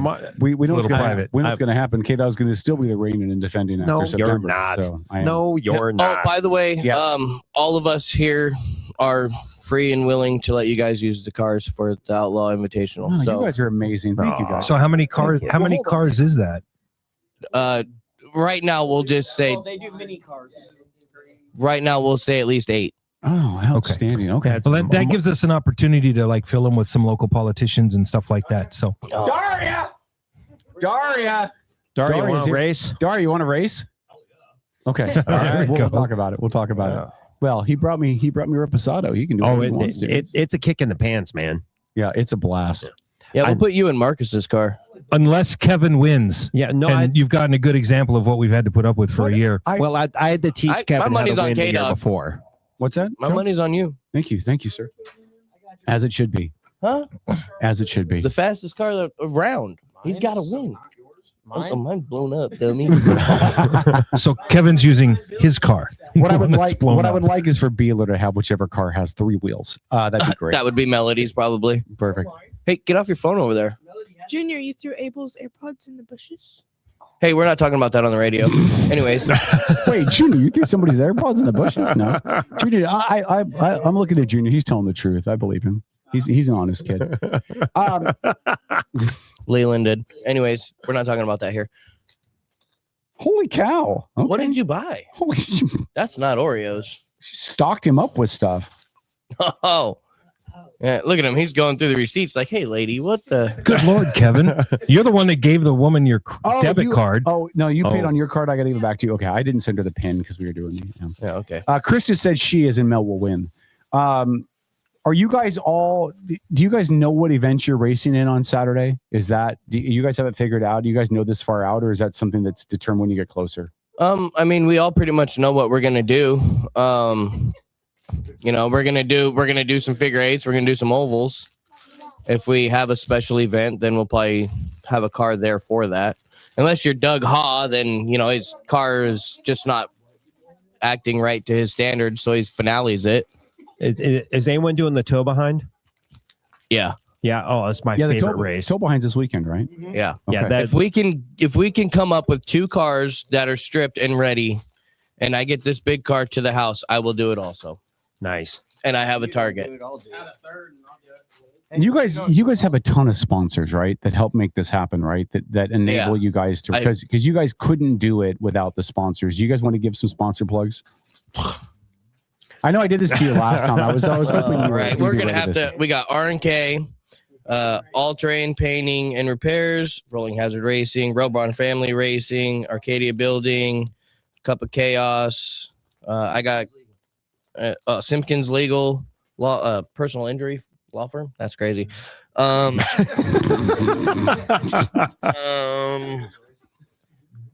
Cozy House Kennels.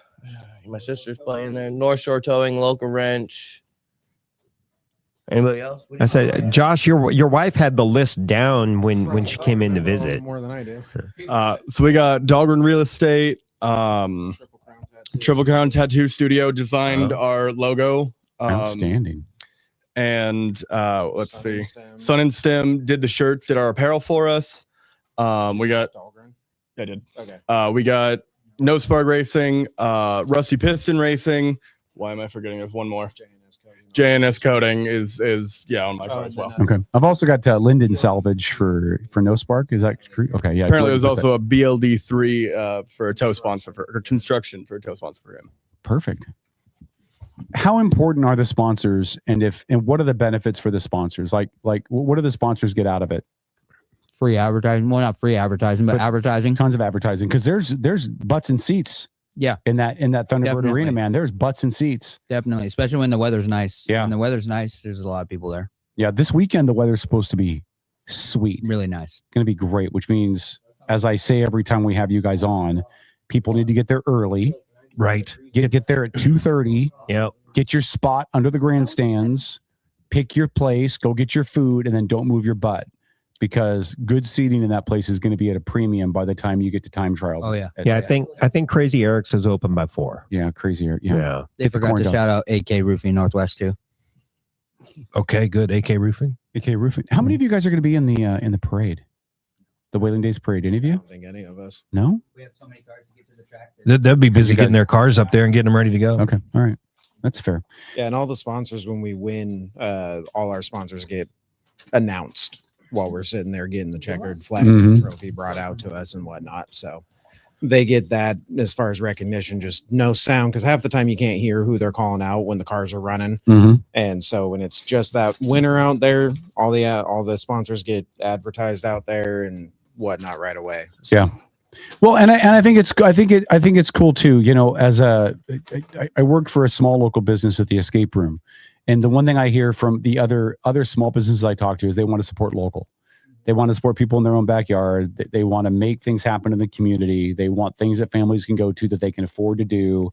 The Derby's a great opportunity for that, right? I mean, just you can't take a family of 4 and have more fun for more time than you can do at the Derby, because the Derby is an all evening thing, man. You're not going out there for 2-3 hours like a baseball game. You can be out there for 5-6 hours and have a blast. And it's a great way to spend the day, treat the family, support local, and eat some really, really bad for you food that's freaking perfect. It is perfect when you're out there on a hot day. Greasy burger. Yeah, you bet. And I just want to say, you know, if it weren't for the other teams that helped out, like we are 2 rookie drivers with a rookie team that we made. I'm not sure between sponsors and the teams that helped sponsor us, I'm not sure we would have made it to the track without it. You know, we were trying to figure out what we're doing, and we got a lot of build tips from the Derby. When you're on the track, everyone is your enemy, but it's a big family. Like, you talk to anyone, like, oh yeah, do this. You know, everyone has their little secrets they might keep, but a lot of the build tips we got, I don't think either of our cars would be running without them. No. If we just built them ourselves, they would have been tin cans crumpled. Made one race. By the first race, they'd have been gone. And you know, I want to give a huge shout out to our sponsors because they put their faith in 2 unrun drivers, an unrun team that hadn't been out there. Just said, hey, we're going to go ahead and give you guys a shot. And I can't appreciate them more at all. It meant so much for people to be willing to say, yeah, we'll trust you guys. Let's give you a hand to go chase your dreams. Well, as 2 new first-year drivers, right? Talk about the brotherhood, because when Dennis first got us hooked up with the Derby people, the one thing I didn't expect was how tightly knit y'all are. Like, it's not a whole bunch of guys trying to clobber everybody over the head, and I'm going to win at your expense no matter what. All I care about is me. That's not what it is at all. You guys are all working to make sure that everybody can put the best show forward. And I think that's really cool and really unique. What have you guys as first year guys learned in that? It's crazy. You watch it, and especially some of the shots, you might, that had malice. I took a massive shot to my rear aft and crumpled it in the middle of the figure 8 this last race. And afterwards, the guy that hit me, he was getting out, and I was walking up to him, and he looks up at me, he goes, I got you good. I said, yeah, you did. We shook hands, laughed about it, looked at the damage, talked to each other how to fix it, because for us, there's no malice. We're racing. It's full contact racing, and we're out there to put a show on for everybody. That's what we're trying to do. And people like hits. So, you know, we're going to hit each other, but we're going to shake hands, laugh, and smile at the end. And that's really cool to send it with all you got at somebody and then turn around and be laughing and having a great time. And they're like, so if we do this, I could probably pull it out. I think you'll be good. Like, yeah, you know. Perfect. We should get politicians to do that. We should. I think that's a good idea. You mean show sportsmanship? Yeah. I mean, really? yeah. Stop it. Now you're drunk. Jolene said that Junior's the best driver of No Spark. Never drove a car and took second in his first race. By the way, congratulations again, Junior. And Krista says, and I'm just going to quote Krista, I want to clobber them all in their heads half the time. That is a fact. Yeah. All the time. How is your bodies? Like, how are you guys? Because again, I'm sorry, what? It's a weird question, but yeah, it's a weird question. Every time I drive, and again, we're not you guys. We don't know what we're doing. I mean, I win just because I'm better than they are, but you guys are doing this multiple times a year, and I know the one race I do every year, I come out of it the next day, my body feels like I've been beat up a little bit. You didn't walk for 2 days. My back's tight, you know, all of that. You guys have done it a whole lot more. How are you guys feeling, like physically, as you're coming to the back end of this? I can say, you know, I take hits and I'm pretty good. I played indoor soccer 2 days after the race and got more messed up playing soccer than I do at the races taking hits, because if you build your safety right, the car crumples where it should, your harnesses hold you in. Like, if you take care of your safety and build it right, you're gonna make it out okay. I still have a bruise from the last race from my harness. I mean, we get beat up. We get bruises from the harnesses. I sprained my wrist last week. We get derby throat. I mean, what is derby throat? Derby throat's just from all the dust and stuff. Yeah, dust and yelling, and I smoke cigarettes and scream a lot in my car, and you know, and so like, I mean, I used to have a camera inside my car, and you could definitely hear me yelling inside of the car and banging on the steering wheel when I get took out and all that. But I mean, I have some previous injuries as well, but like, this dude's missing vertebrae out of his neck. Really? Like, yeah. I got a broken back. Yeah, they took out my C3, 4, 5, 6, and 7. Just took it out. There's nothing there now. It's just like just right before, not long, like maybe 6 to 8 months before the Derby season. Really? Yeah, and then my lower back still broke. Have you But seen the way he walks? yeah, if I walk, it's bad. No, it's bad. Is it really? Yeah, I look like I should be like one of those special runners. Yeah. No.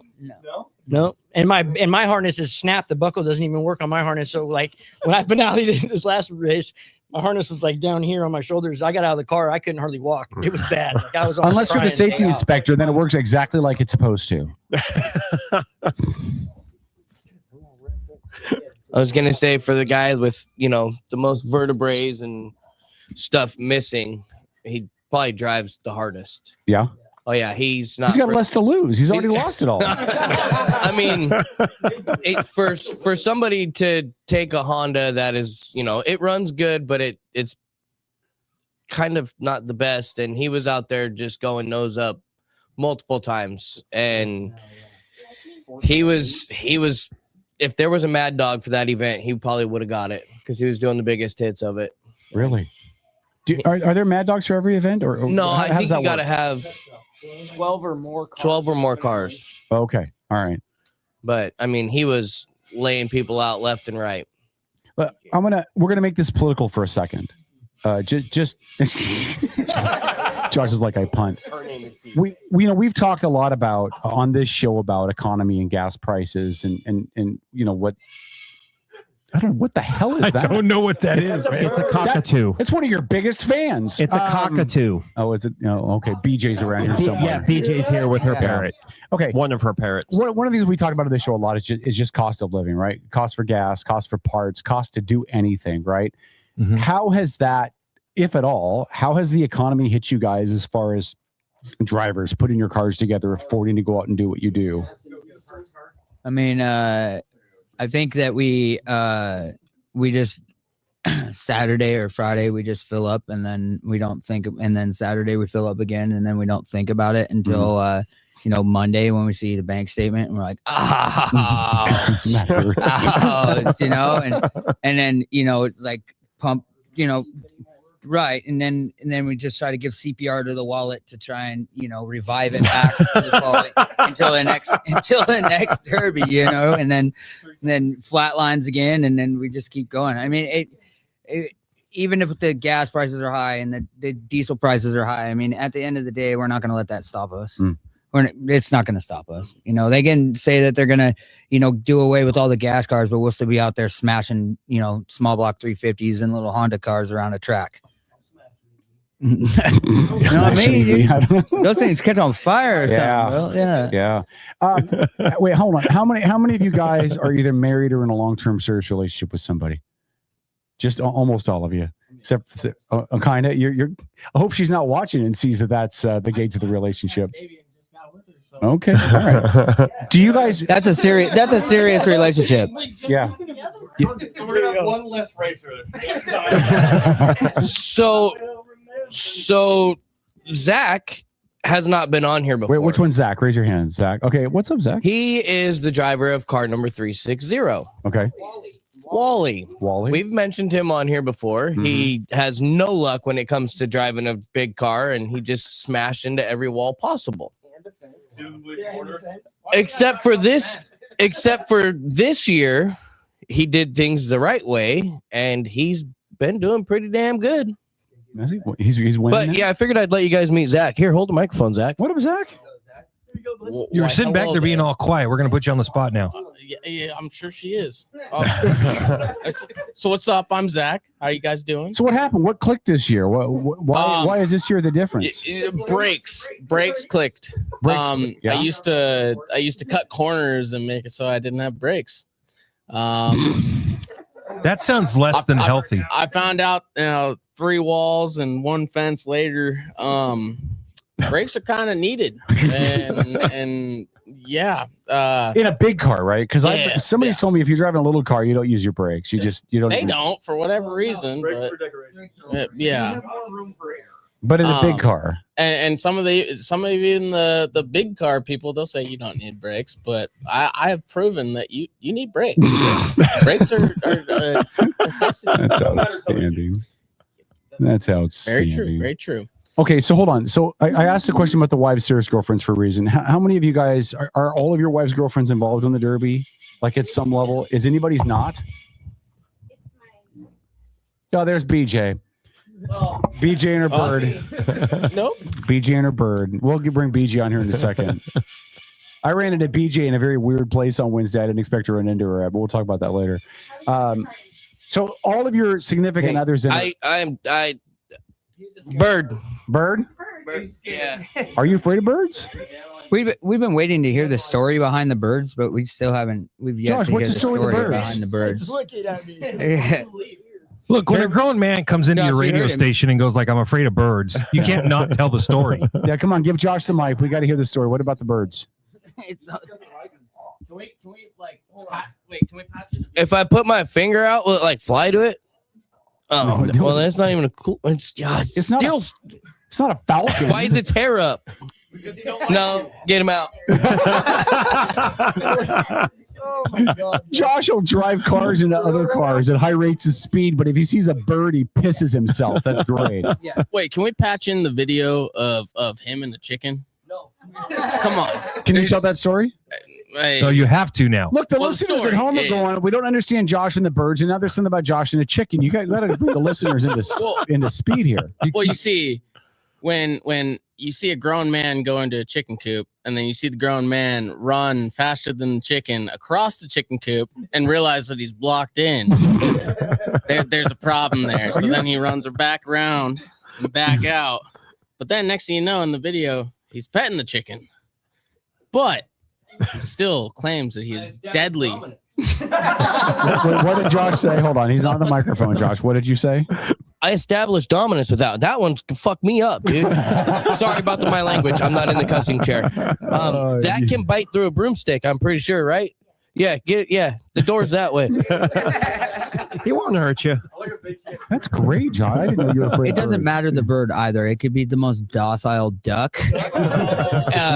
When we were coming back from Forks, we stopped at Crescent Lake, and there was some really cute little ducks, just floating in the water, and he was not having it. And so his wife decided to take a handful of sunflower seeds and go down on the beach and like lay all the way out, and like feed the ducks.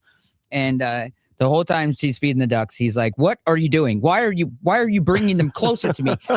Don't feed the duck. Don't feed them. Make them go back to the water where they came from." Dude gets in a huge car, drives around, hits other people in the huge cars, and says, "Bird." Absolutely. All right, so hold on. So the guy next to you hasn't talked at all on the microphone. Oh, that's Andy. That's just me. What's going on, Andy? How are you, man? Oh, just waiting for Derby Day. Just waiting for Derby. Well, that would be Saturday. What's your favorite part of the Derby? Smashing into people. So yeah. So my wife's good cooking. Okay. Yeah. I can dig that, man. When your wife, my other half made me a dinner the other night. It was fucking badass. So, listen, I appreciate the wife's good cooking. Who's gonna win Saturday? It's a toss-up. Yeah. I'm going for it. Yeah. Everybody thinks they're gonna win. Everybody's gonna go for it. Do you guys have like a ritual? Like if one of you wins like the points at the end of the year on the team, is there? I mean, outside of bragging rights, is there anything else you guys do? Like He you guys, buys dinner for the whole team that night. does he? Yeah. Okay. And you get driver's pay, right? Like I think that's a misconception. You guys do actually get a little bit of money to help. Exactly. We do get driver's pay, and Hold on, give it that microphone. we do get driver's pay, and there's pay for winning. But it's It's not anywhere in what you guys put into it. No, Right. no. It just helps. It's just a little help. Yeah. Yeah, and see that's the thing with us is that our driver's paychecks and all that. We have a cash app that's the No Spark Team cash app, and so our checks get cashed to go right back into the team account so that it can it's a revolving. So you it guys can help each fund- other pay for Absolutely, repairs. Nice. absolutely. I dig that, man. It's a good family There's some relationship. out of pocket costs, but like if there's money in the account, then it comes out of the account first, and then right, welding wire, oxyacetylene is crazy price. So Right. Who takes the most money out of the account to fix their car? Like there was no hesitation. He had to make that car burp proof. Just no hesitation. Everybody pointed at him. Who spends the most money? Josh. Welding wire's been bought by me. Acetylene's been bought by me. The power bill's mine. The property's mine. Fucking, you guys about to put fucking Jones Family Racing. No. Yeah, Daddy Josh is not Daddy. Daddy Damien, though, somebody else can be Daddy. No. You hear that, Kevin? You can be Daddy. There's times where the account doesn't have K Daddy and J Daddy. I was giving him the finger, not you. Kevin does not like being called daddy. He does not like it. He absolutely abhors the word daddy. Do not ever call him daddy. So what I'm politely telling you is everyone call him daddy. That is so cringy, dude. It's so. Anyways, a woman calling her boyfriend daddy. That is so gross. Anna, call Kevin daddy. That is so Belfair, man. Come on. God bless it, man. Jeez, it's so Belfair. Wait, you guys call each other daddy? Hell yeah, dude.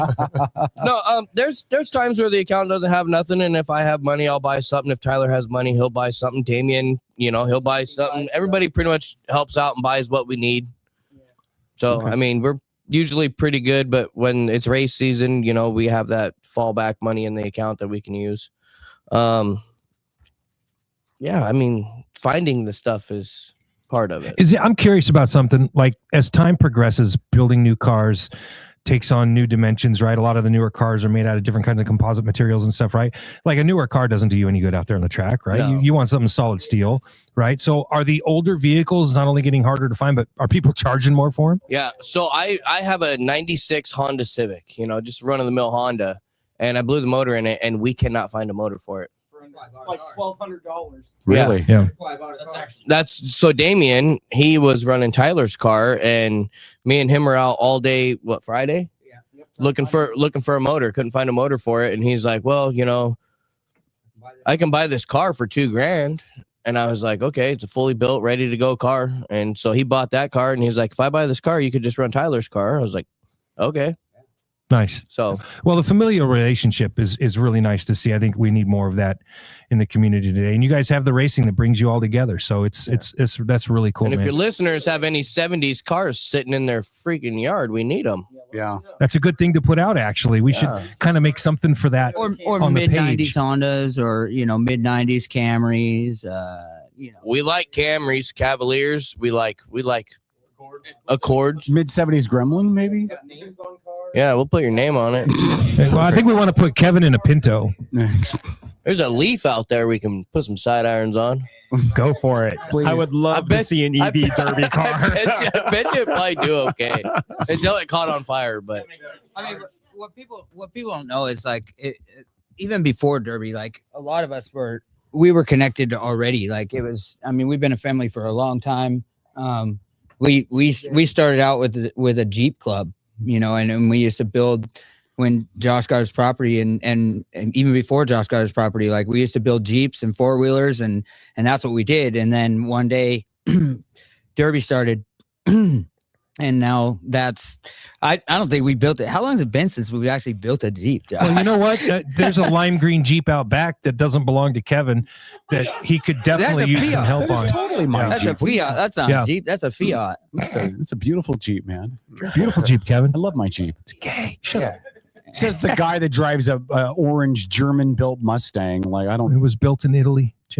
Whatever. Yeah. Cut me a little credit. Yeah. What are you guys going to do when the season's over? Like, are you guys still going to hang out? I mean, we do go wheeling. Go on big. We usually do a vacation or something at the end of the year. I think these guys are going to Chelan and and then try to get a jump on next season. Like I said, Derby. Anybody who's out there who's like, oh, maybe I could do Derby. Let me just tell you this right now. Like Derby consumes you. Mm-hmm. If you think that you have a whole lot of free time on your hands and you might want to do Derby, just start doing derby and realize how much not free time you actually don't have. Like, for could real. people volunteer? Like, if people were thinking about getting involved in derby, could they just come volunteer and help really with No are. Spark and be there to help on rebuilds and stuff? Yeah, oh yeah. We like to teach them young. I mean, junior welds on the cars, and my Great kids are skill. going to be Andy's boy is welding and building a car for PA for Port Angeles. That's how. Yeah, Mel's working on her car, and we're building my kids a car for the youth derbies next year, and yeah. So I mean, our top contributor on working on cars would have to be Josh's wife. For sure. Really? Krista puts in work out at the property. Building from top to bottom. Yeah, rebuilding from top to bottom. Motor swaps, it doesn't matter. It doesn't matter what. I mean, she's a rock star. Yeah, she taught herself how to weld. Really? Yeah, she's a rock star in the garage. And She can probably handle herself pretty well around a bird too, I would imagine. Yeah, probably. yeah. But at the end of the day, like, we wouldn't, like, if we didn't have the support of our ladies and our significant others. Yeah, shout out to all the significant others, because at the end of the day, if we didn't have the support of them, like, it wouldn't go nearly as smooth as it does. I mean, we have some late nights, and I'm at Josh's house from like Wednesday till Sunday every single week, and my wife comes out there, and she's there, Friday, Saturday or whatever. And she comes out to the derby and supports, and my mom and the rest of my family come out to the derby, but I'm at Josh's house like half the week, every week. So just building cars or fixing cars or doing whatever needs to be done, Oh yeah, with building fences, we had a problem with the code enforcement, and so we, got rid of all the stuff that they were talking about and built a nice 6-foot tall fence to, keep everybody out. Yeah, Hey, keep your prying eyes out of here. Don't be mad at us because our life is more fun than yours. Yeah, You right. know? Yeah. Key to that conversation is make sure you have a gate and a threshold on your property. Don't let anybody come on there without a warrant. That's right. Hey guys, listen, I think I speak for all of us, and Beeler too, who's not here because, well, she's Beeler. If you're speaking for Beeler, you better curse. She's a bit of a princess. I can't do that.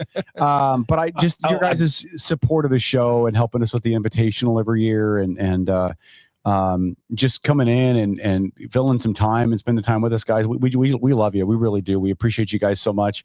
We love what y'all do down there. I think it's great. I think that the community you guys have fostered for yourselves has just been amazing. It's something we didn't expect when we got involved, but you guys are just phenomenal. We really do appreciate you. We appreciate you guys bringing us in multiple times throughout the season, and for all the viewers out there, please follow and subscribe. We got a YouTube. It's at No Spark Racing. Oh, good. We'll add that up on our page for you guys. If for some reason you missed the Derby, videos from the Derby are uploaded next day. Can they see your videos from your car? Absolutely. Nice. There's a few videos of the in cockpit videos, and those are the ones where you heard me yelling and banging, rolling hazard. Can we put a link to your guys' YouTube on our Facebook, on our Facebook, on our website? I'm pretty sure that would be pretty easy, Kevin. Yeah. No, I just asking their permission, Paul. They just gave it. It's their content. Oh, take the headphones off. God, I hope you die in a fire. Shut up. You're brutal. Go ahead, sir. That's normal. It's normal. Rolling Hazard Racing. You can find us on Facebook, Instagram, and TikTok. We do have a YouTube that doesn't have anything on it yet. We're, as I said, rookie team. We're trying to. It's trying to get things going. Facebook is probably the most active right now, and then we're trying to get the other things going because outreach, right? No, I dig it, man. You can never have enough sponsors. And the more viewership you get, the hopefully more we can get. We're paying to build our cars. We did get some sponsors and appreciate them greatly, but at the end of the day, if you don't have enough sponsorship to pay for the whole car, you're paying for it. And I'm looking at my wife going, hey, I need a new car part. This is broken. After every race, you're kind of looking at the side of it like, all right, let's see. That's broken. That's okay. And you were talking about broken. We were talking about how much time it consumes and stuff. And I mean, if you don't have an addiction, if you get in a derby, you will have a Facebook Marketplace addiction. I'm sure any spouse or partner can attest to that. You know, it's 3 a.m. Like, hey, this one's kind of cheap. I mean, it might be in Utah, but I found this for $200. It's in Montana. We're gonna spend more in diesel getting there, but hey, what's the furthest any of you guys have gone to pick up a car? Or a part or something. Are we talking specifically Hold on. derby car or For the derby stuff? Yeah. For the derby? For the derby. I apologize for Kevin's lack of clarity. Yeah. So they're saying work because tow truck drivers, so they get cars into the lot that go in. And actually, my car was a lot car that went up for auction, and I went to the auction and managed to pick it up for. The tow truck drivers have got a good reasonably line, acceptable. don't you? Yeah, you guys see this stuff before they're even available. That's great. Hey guys, we love you. We appreciate you. Can you guys coordinate? Can we do this again before the September race? Yeah. Try to get as many of you guys in for the September race as possible. Do this again. 6, 7, 8, 9. What's that? We got a lot of stuff going on in August, but we'll plan it and we'll be here. Okay. We got our team vacation in the beginning of the month. We got PA. Let me see. That's September 12th. Would be it'd be the what would that be? The 6th, the 7th. No, the 5th. Sunday the 5th, right? That'd be perfect. Yeah, so we'll figure it out. Yeah. Sunday the 6th. You're right. Sunday the 6th. So we'll figure it out. That'd be fun. I'll throw something out to you guys when the season is all over after the last race. I'll get you guys all free passes to come out to Kitsap Paintball Park so you guys can play some paintball. Oh, y'all are done for, bro. Y'all are done, dude. Wait. I'll get you a chance to burn off some steam and take your aggressions out on Hold each on, other. Josh, it is outdoors, so there might be birds. Oh, that's fine. Okay. That's fine. I'll shoot them. Shoot their asses. Doug Haw over here just brought it to my attention that we forgot one kind of a sponsor, not really a sponsor. She puts up with all of us, and that's Gigi. It is my wife's grandma. She lives in the apartment that is connected to the shop. Oh, so she hears everything. Yeah. Profanity. Yeah. Shit thrown across the rooms. All the cars starting at 2, 3 in the morning with the stacks, you know. Yeah.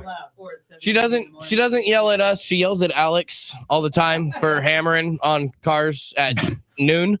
But yeah. Well, she's got to sleep sometimes because you keep her up all night. Noon's the only opportunity. Yeah, when she goes into her room, she says she's fine. There's 3 walls. She can't hear us, but You didn't give her a fourth wall. Yeah. She's a big supporter. She's very proud of all of us. Proud of Junior. You know, she's not very proud of all the cars I bring into the property all the time, like weekly, daily, almost feels like. Secretly, I think she's okay with it. Yeah. Well, yeah. Hey, grandma's support is valuable. And that's why I'm the only one that has "We Love You, Gigi" on the hood of their car. There At you this go. point, but There you now, go. but I'm the only one that thought of it. That's the glove toss down right there. That's the gauntlet just went down at everybody's It's feet. spelled wrong, no, in case you were wondering. Yeah, it's GG, not GIGI. That's how it was on the first time. Yeah. They need some paintball. I say secretly she loves it because she comes out, she takes pictures of it, you know, and she's 80 years old, but she tells us all the time that she's constantly she's in the apartment right there so that if a car drops and she hears somebody yell, "Oh my God, there's a fucking car on me," she can, you know, rush out. Right. Well, no one came when that happened to me. All right, guys, we love you. Let's do this again in September. Oh, yes, sir. I realized I can't believe I did. I forgot one sponsor. A dear friend of mine is our team photographer, Mind Your Shadow Photography. Okay. You can find it on Facebook. She's actually helped out with the whole derby, taking pictures. So give her a follow. She takes some amazing shots. I can't believe I forgot it. I shame on me. Oh, Junior got something to say. Hold on. All you guys suck. Mel's better. Damn. You're walking home. Mel, do you have any parting shots before we end He's this? been hating on me all weekend, and then we get on camera and he loves me. Well, that's the way it works. Isn't that cute? All right, guys. We love you. Well, listen, we really do. We love you guys. We appreciate you guys. Thanks for coming down and spending an hour with us. It's been great. It flies by every time we have you guys in here. I mean, you made us start late. Well, all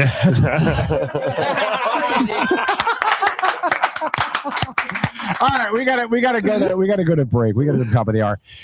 No Spark Racing, Rolling Hazard Racing, the next big event, and this really is the big one for the year. Yep. This Saturday. This Saturday night. Get down there. Listen, I'm serious. Get there at 2:30. Get your tickets online beforehand. You'll save a little bit that if you do it at the office. Get your seat. Get your spot, get your food, plant your ass, and get ready for a big night of racing. Listen, we're going to be there. Are you going to be there? Well, I can't be because I'm hired. I'm hired at Whaling Days, so I do all the mic work. We do Whaling Days every year. Can't you skip it once? They pay me really good money to do Whaling Days every year.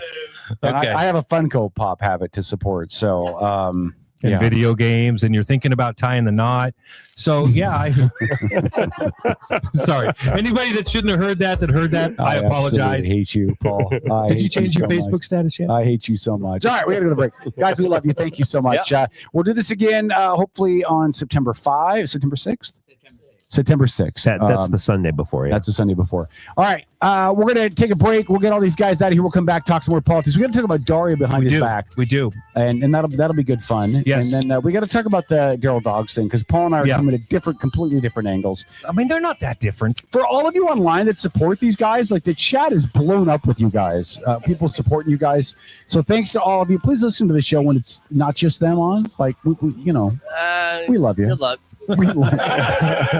It's all of our families. That's right. Everybody's got a new nickname. We're just going to call him Chicken. All right. I think that's a good one. Yeah.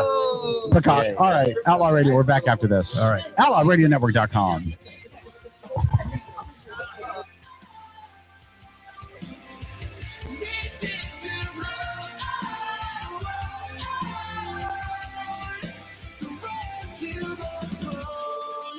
You said we were worthless, that we're not worth your time. But now you come running back to us. But we don't care, cause we never needed you.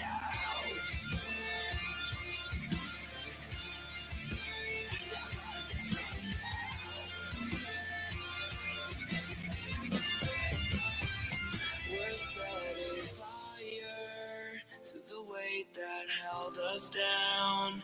We're burning brighter, and you're gonna hear us now. We're singing,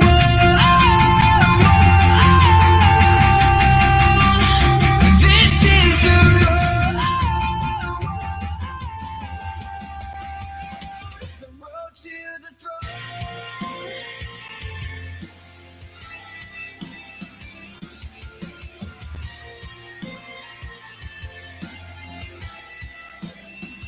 We're setting fire to the weight that held us down. We're burning brighter, and you're gonna hear us now. 'Cause we're singing,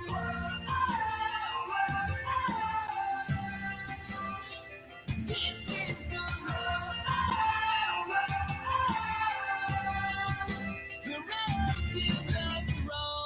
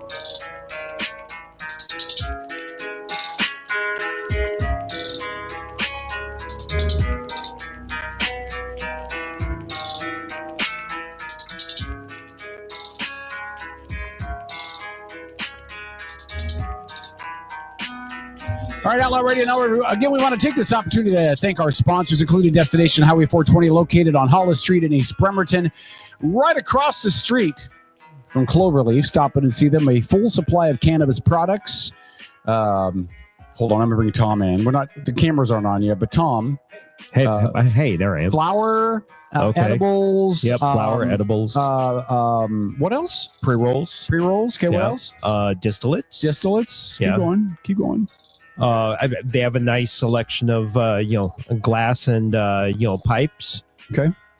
Just I don't know what any of this stuff is because I don't partake, but I Okay. totally support those of you that do. So if you are looking to expand your knowledge, find new product, get great customer service, stop in and see him at Destination Highway 420, again on Hollis Street in East Bremerton. Tell him Outlaw sent you. Also, thanks to Tom at Black Ring Spirits for letting us do the show down here every single Sunday.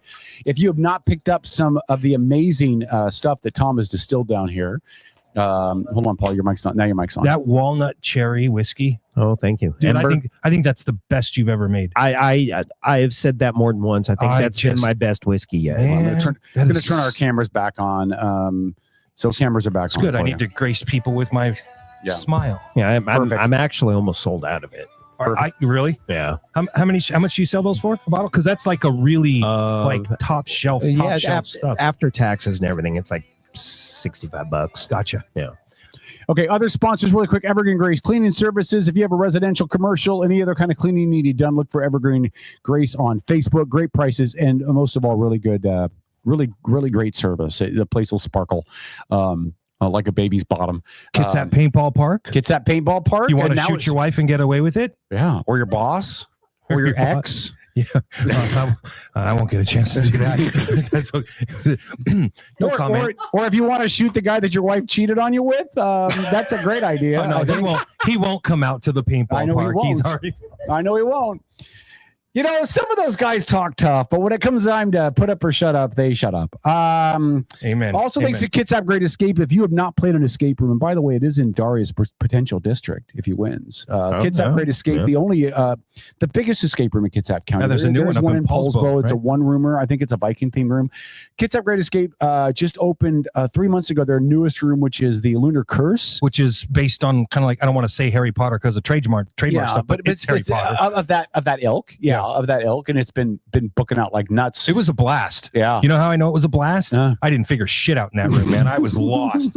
I was like, I don't know any of this stuff. I could figure nothing out. It's a great room, though. They did such a good and again, I worked there. I managed the place, but I had nothing to do with the build out because of the day job. I just couldn't commit the time to it, and so our staff did a great job with that build out. No, they It's did phenomenal. They It's great. did a good job. Yeah. Okay. Hold on. Do we have any other sponsors? We're not. Yeah. Oh, Admin Admin a a la la carte. carte. God bless it. Admin a la carte. Do not forget Admin a la carte for all the stuff online that you need to do to make your business do what your business does online. Andy is an amazing overachiever. Admin-a-la-carte.com. All right. Can we talk about Daria? I think we should. Let's talk about Daria. All right. You want to start? Who you wants want me go to start? first? You want to start, Tom? Tom? Yes. Do you want to I start? go first. I don't mind going first. You go always Go wait ahead, till Tom. the end. Go ahead, Tom. Give us your thoughts on Daria, Tom. So Daria Who was our guest in the first hour? We talked to him for a whole hour, Tom. Go ahead. Jesus criminy! I'm trying to get switch gears here, guys. I've got the derby. Okay, now politics. What? Oh, how long you been doing radio? God, I'm an age. I love you, Tom. Yeah, I love you too, man. So Daria, to be honest, I did not have a chance. I mean, just with the day job and then the other day job and stuff, I did not really get a chance to look much up about Daria. Mm-hmm. So I had no idea what to expect.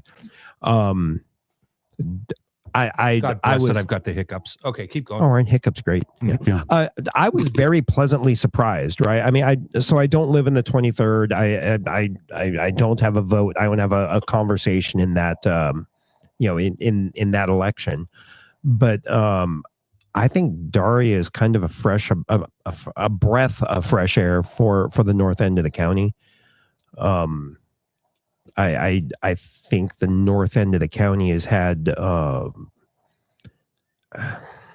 I think the easiest way to put it is just issues, right? I mean, it kind of a wide scope of issues, and I think he would be the start to a good solution. Yeah. Did you I don't want to give credence to the professor's insinuation that he was suggesting socialism. Did you take any of that kind of out of what? Because I didn't, but I want to know what you think. No, I didn't. I took it more of like almost having a little bit of say in where. I think what he means is just you as the taxpayer get to have a little bit of say in where your dollar goes and what your dollar does. And I don't really see that as socialism. I see it more as a little bit of I guess ownership. Yeah, ownership, buy-in. An opportunity to maybe feel a little bit better about. Like a little bit more connected to the government. To his point about kind of recreating some trust, an idea like he was proposing. I mean, I don't know if it would have any shot in this, at least in this environment, but the idea and bringing it to the table, starting the conversation, especially publicly, like that's where it has to start.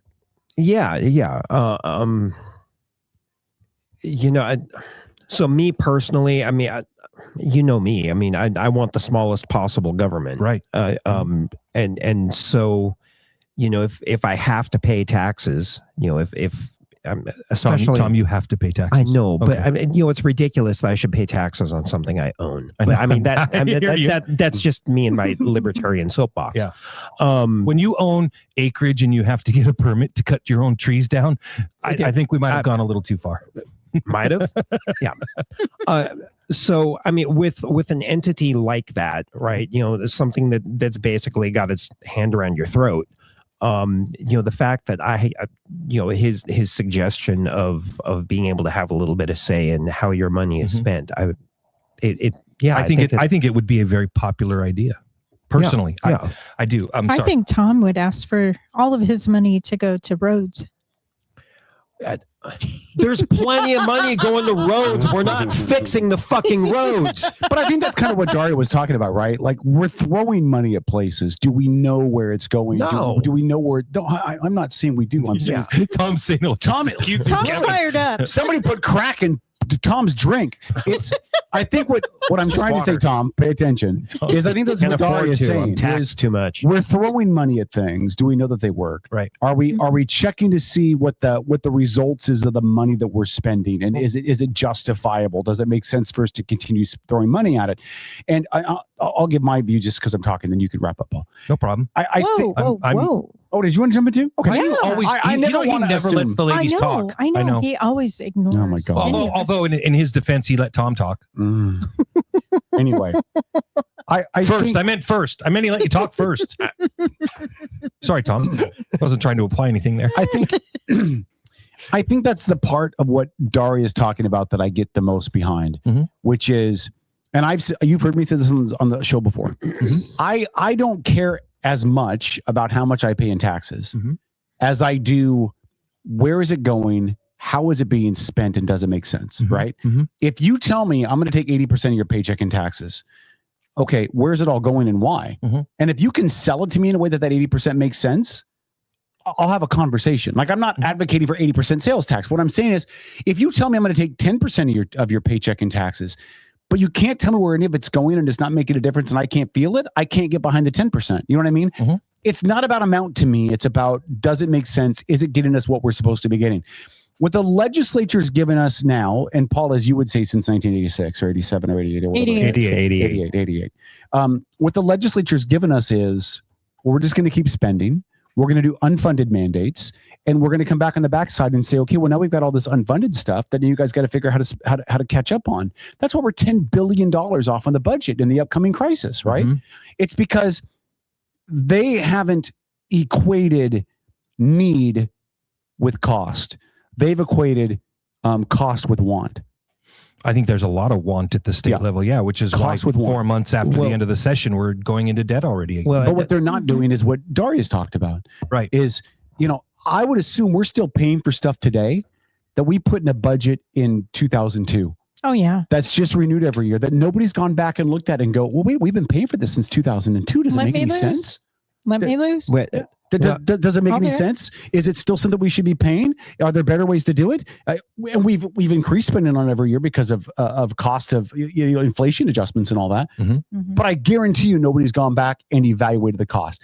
The other thing I will say, and I think this is a pro and a con for Daria, right? I think he's reasonable fiscally.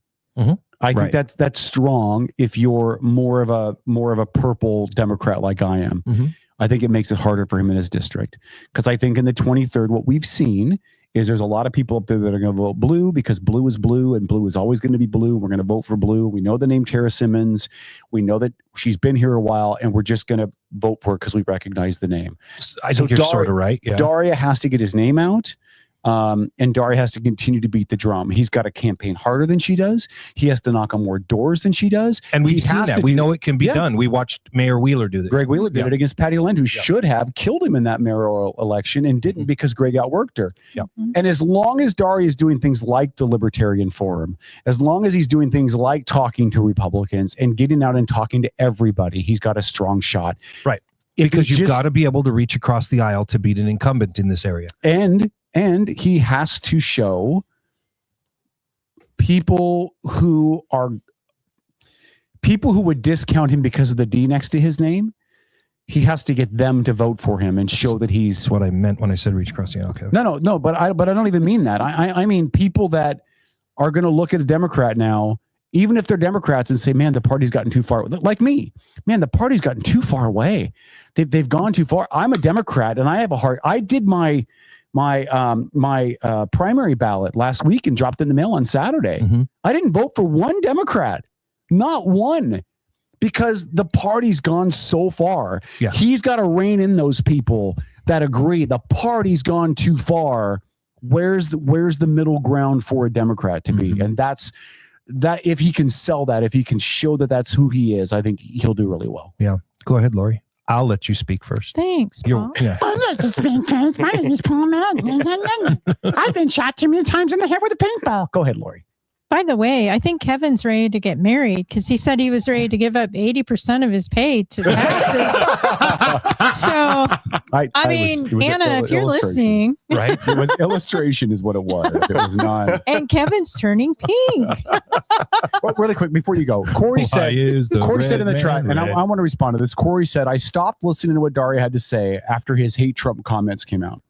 Corey, I respect that and I understand. But I'm going to push back on you a little bit, Corey, because I know you a little bit. Like, I don't know you really well.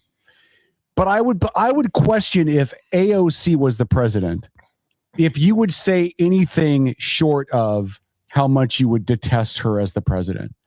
And so I get what you're saying. You don't want to hear anybody talk about hating anybody, especially not the president. But I wonder how strong your feelings would be the other way if it was AOC, if it was Pete Buttigieg, if it was Hillary Clinton, any far left. Like I think you would feel kind of the same way. So and maybe I'm wrong, Corey. You can tell me that I'm wrong, but I just want to temper your comments and just think that you might be the exact same way in reverse. But Lori, go ahead. Thanks. Sorry. Any woman that marries him, oh my God. She needs a lot of prayer. Right? Tons of prayer. Every day. And a lot of earplugs. Cover her. Well, or just don't Amber, let we'll him talk have to you any in a second, headphones. Amber. Anyways, my observations of Daria are the fact that he's been in the real world. I think that is what we are lacking in both our state legislature and our federal. We need to have people who are not career politicians, who have real life experience with budgets, crisis management, working with foreign powers, which obviously Daria has. I think that's a great factor for him. Unfortunately, not in your district. So the other thing is... Hold on. You mean, unfortunately, you're not in his district. Yeah, I'm not in his district. Can't vote. I think it could be a big thing is the fact that he's running against the incumbent, who is pretty well entrenched in the far left circle. An incumbent who on this show stated she wasn't worried about being an incumbent because of her district. Correct. Yeah. Correct. Yeah, she did say that. That's true. She's also an incumbent who has gone to the East Coast to fundraise in the power elite circles of politicians. So we have that as well. she's also an incumbent that is in the middle of shit. Yeah. I mean, she's and, I mean, she stepped on the flaming bag of poo on the doorstep. I mean, Yeah. So she's having a lot of problems.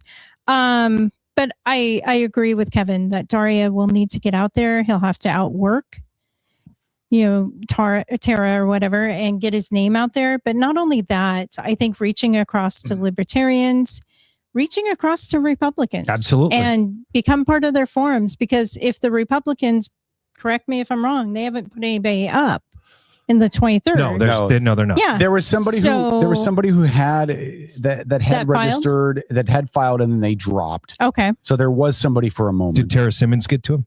I have no idea. Just a second. I have no idea.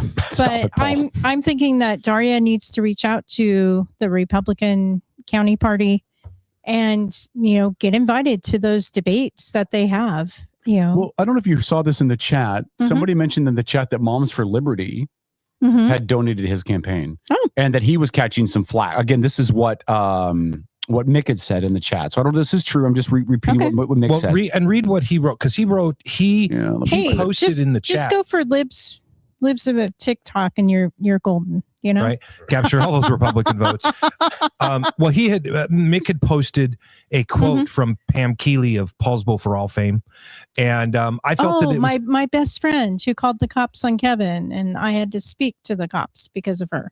Yes, ma'am. Yeah, that would be correct. Pam Keeley. Yeah. Hey Pam, I love you. And if you'd like to, if you'd like me to donate by Paulsville for All. If you'd like me to donate my white robe to you, we can talk. Mick said. There were fundraisers for him across our driveway in the past few weeks by Dems and Rep. Well, he didn't say that. He was quoting Pam Keeley said. And this is what Natasha, I think, said. It's a uniparty based on class and race, forget other distinctions, protecting money, white supremacy, genocide.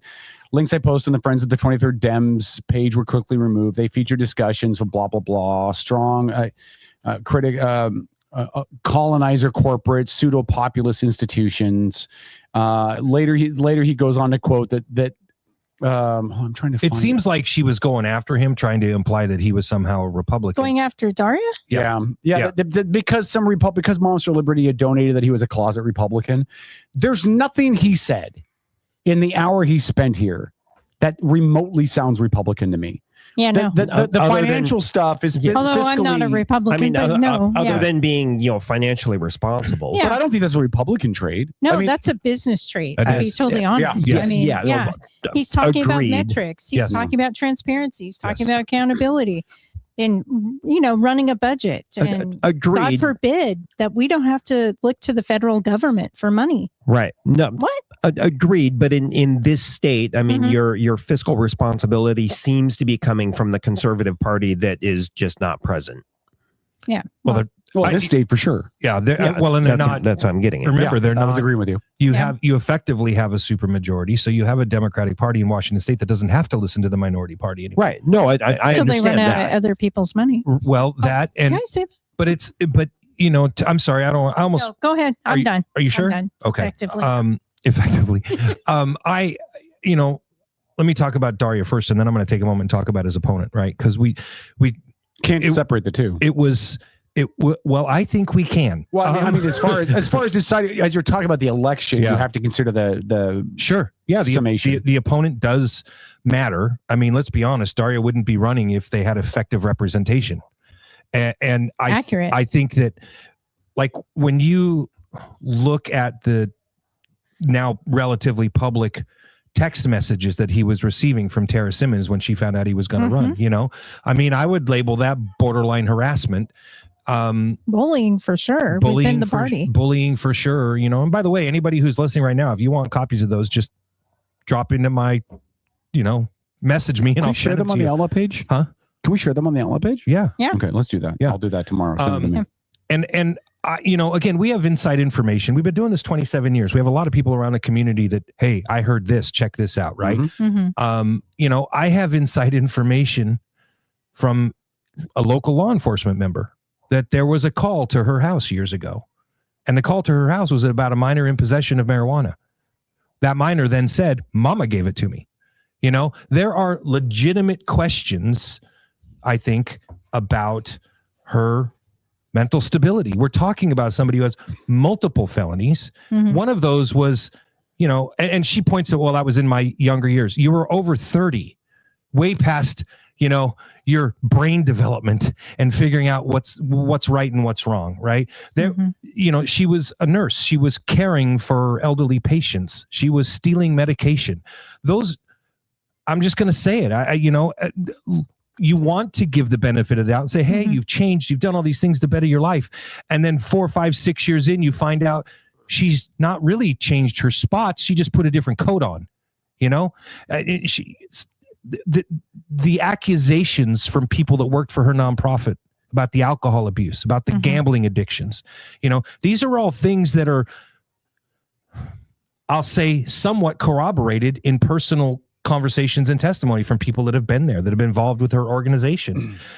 And we're talking about somebody that as soon as I went on air and questioned her about how she was getting all of this money when she was only at that time only had her state job. Now she's developed a new nonprofit. We can discuss how that got funded at a later date. I don't have all that paperwork in front of me, but you know, there's accusations that she got state money to fund her own nonprofit and she's the only employee, right? Or getting her boyfriend hired at another nonprofit, right? And then pulling support when he got terminated. There's just so much smoke there, right?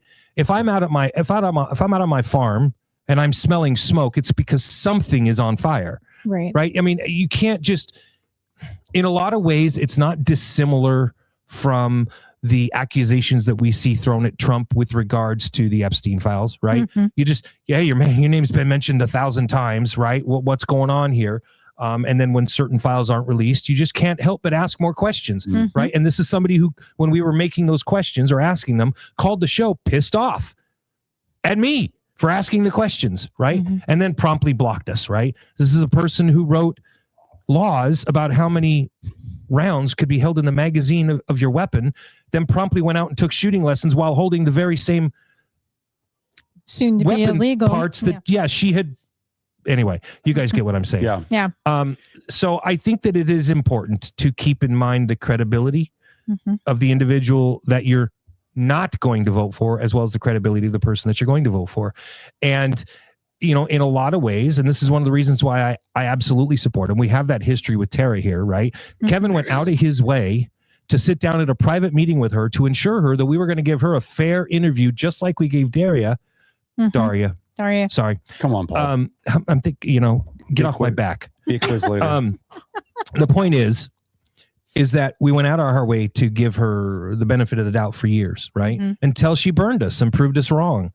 And I think that it stands to reason when your state is controlled by one party, when you have an individual who says, hey, I'm part of that party, but I think differently. Okay, I'm willing to listen to that. And then when they lay out their platform and the things that they're thinking and the things that they want to do, and he says, oh yeah, you know, I'm not just thinking that way. I'm telling you, I'm going public. I'm on air. I'm telling you these things differently and how I think about things differently. I think that Republican or not, if you're fiscally conservative, that's the kind of person you need, because we've certainly seen Republicans who didn't show those tendencies get into office, right? This is about a state which continually finds itself in debt. And every year we seem to be further and further in debt. The taxes go up on a consistent basis, and somehow they keep it's like a self-determination to continue spending more money than they bring in so that they can use it as an excuse to raise taxes the next year. Or they're just looking for Daddy Trump to come in. I mean, let's face it, financially, we're putting ourselves in a very precarious position with Moody's and everything else that we get, you know. You know a lot more about that than I do. I don't know jack about that, but I mean, if we fail, like California has failed consistently financially for years and years and years. Which is why they're on the cusp of having a Republican elected governor, right? But it's also why the federal government has been brought in so many times to take care of their budget shortfalls, whatnot, and all that. That's what we're going to end up with. What is that going to look like in Washington? I don't think with the current administration that Bob Ferguson's going to roll out the red carpet and say, come on over. Yeah, he'd probably die of cardiac arrest if he had to do that, which is to our detriment, right? As tax-paying citizens of Washington State. So, only thing I can leave the voters with is this.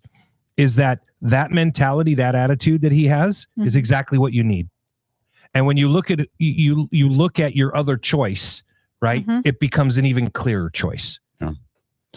And I'll say this in response to what you said. I try not to deal in accusations or. Oh, I'll do it. Or no, you can. I'm not saying you can't. I try not to deal with accusations or what might be right. I don't feel like it does any good because we're never going to know. So all I can work off of is the blueprint that I have in front of me, which is just that her behavior has gotten weirdly erratic. Right. And that is regardless of whether or not any of the rumors that we're hearing. And we hear a lot of I'm going to be honest with you guys. We hear so much stuff in the background that we do not talk about in the show because we cannot vet it. Right. And it would be irresponsible for us to come out here and say, well, here's what we've heard and here's what we're not going to do that. But her behavior to me is enough to tell me that there's something going on. What that is, I don't know. I know that the Tara Simmons that I sat down with at Sherry's over a cup of coffee and hot cocoa, and the conversation we had was great. I know the conversations we had in studio with her were productive. We didn't agree, but they were productive. But what has happened since then? Yes, to me screams of something, and I don't know what it is. Well, and I want look, Kevin, and I'm not making insinuations about anything, but here's what I know. I know that when we're looking at the issues that face the state, the budget, the $10 billion shortfall, the issues with how our police officers in this state feel like they are not even wanted here. That we have homeless communities all over the place. We have Seattle shipping homeless people to Kitsap County so they can get them out of the World Cup zone, for God's sakes. Everything that faces this state, I want the big kids in the room. I want the adults in the room. I don't want people that are erratic. I would not. Don't put me in Olympia. I wouldn't be able to handle it. I can't do it. Not everybody's wired for it. I need people in there that are wired for it, that look at it with big adult like eyes and see we have to find solutions. And that's not what we're getting, and it's what I think we get from Darcy. So that's the one thing that I was going to bring up that I heard from the questions I was asking and Tom was asking. Daria has business experience, right? And the one thing that I tell people that work for me is I don't ever want to hear why we can't do something. Only fucking give me reasons why we can. If we can't do it, don't tell me that. Figure out a way to make it happen, right? He's talking solutions. Right? He may not have specifics, but you know how many people that you get that sit on that couch or sit across from us running for office who will look at us straight in the eye and they'll give us some off the wall solution about whatever, and you just know, oh, he's full of shit because you haven't been there, you haven't talked to the people. But he was saying, I need to get more information about these issues. I need to get there and be able to discover the truth behind what's really going on. So when we say refreshing, it's refreshing. And again, 27 years of doing this, we have a tendency to be able to look at candidates and go, that person's got no shot, right? Because they can't speak publicly. They don't have a good grasp of the issues. He understands all that. And to piggyback on what you just said, Paul, when anybody comes in here that has never been in office before, and they sound like they have it all figured out, I know what to do. I know bullshit you do. You've never been there. Like if you come in here and you tell me I know how to fix this, like I asked him at the ferry system. His response was, Nance knows what he's doing. I'm going to learn from Nance because that's what Nance has been championing. So which, by the way, and then Kevin follows up with the real specific question. Yeah, well, what would you do? I get you. Well, but again, that's what people expect me to ask, though, right? But he says I'm going to learn from Nance. He didn't say I know all of this and here's what we're going to do. He said I'm going to learn. And when you're new going into this, that's exactly what you have to do. Nobody that's never run for office before understands the complicatedness of the budget, or how all this stuff gets done, or how the sausage is made. So to come in and put your ego aside a little bit and say, I got some stuff to learn, but I'm going to figure it out. So that is exactly the attitude you have to have. So let me make I was talking about the text messaging conversation. You talked about ego. We got to talk about our good friend, Daryl Boggs. And one of the comments that she texted to him, right? This is Tara Simmons texting to Daria. Okay. She said, I would personally hope you'd challenge one of the men in our district, or one of the men instead, as our district deserves some diversity in gender, race, geographical location. Well, listen, geographical location, you're all in the same freaking district. Like, you're not exactly going to have a whole lot of diversity in geographical location, okay? But can you just, I want to, can we dwell on that for a second? So essentially what you said against a man. No, essentially what she said is, look, I know you want to challenge me. I'm just summarizing this in my own words because I'm K-Dog and I can do that. I know you want to challenge me, but it would be much better if you went after Nance because he's a man and I need to be a little protected. I'm special because I'm a woman in my spot. You should go after the man. If you really feel like you can't play on an even playing field because of your gender, you're in the wrong job. You're in the wrong place. You shouldn't get special treatment because you're a girl. You should be able to go toe-to-toe with Daria or anybody else, regardless of your gender, because it really shouldn't matter. Shouldn't be about you. And by the way, to reference race, Tara, I know that you proclaim your ethnic heritage and you can do that all you want to. You're pretty white. And I'm not knocking you for it. I think that was an issue at the nonprofit, wasn't it? No, but what I'm saying is, but all I'm saying is don't hype up protected status like you're some protected status when you're being selective about what protective status you're protecting. I know, Tom. Let me say that slower. You can't pick. I you got it, can't wise pick ass. what special qualities about yourself you want to hold on to while you ignore the rest. You just can't. It's so disingenuous. It's. And we didn't even touch on the $30,000 sent to Las Vegas. So here's what we'll do. Here's what I will do. Next Sunday, I will prepare a small dossier. Oh, oh boy! Will you please call it the Steele dossier just for old time's sake? It's going to be the Madden dossier. Are you going to finish your thoughts about Daria? Yeah, I mean, listen, I can't express this enough to the voters in Kitsap County, especially those in the 23rd. Right, like you've got a good candidate, a legitimate moderate candidate, and. Listen, if you're on the right side, the conservative side, consider that irrelevant. You don't have anybody running that's going to completely identify with your values. But I can promise you, he's going to identify with your values a lot more than Tara Simmons will. Yes. So I can't stress this enough. Daria is your candidate. He's going to be the person that you should vote for. Yeah. And again, when you want to decide whether or not you should vote for him, listen to this interview. No, but it's even simpler. I'm gonna echo what Tom would say. Look at your bank account. Oh, I thought you were completed the sentence. Look at what you're spending. Look at the cost of a gallon of gas. Look at inflation. Look at cost of living. Look, even if we take all the wonky stuff that Tara's been talked about doing and we ignore all of it, look at the results of what has come out of the legislature in the time that she's been there. Are you happy with it? Is your life better? Can you afford things? Are things better for you as a working class family? If the answer is yes, vote for Tara. But guess what? I'd be amazed if the answer is yes. Because it's not for anybody. I can't find one person that says to me, God, things are so much better now than they were 8 years ago. My money goes further. My rent is better. My gas is cheaper. I can afford to feed my family better. The taxes are low. Nobody's telling me that. No, Kevin. Nobody's telling you that. No, definitely not at all. If I were considering opening a business today, that I would not. You would not. No, I would not. But.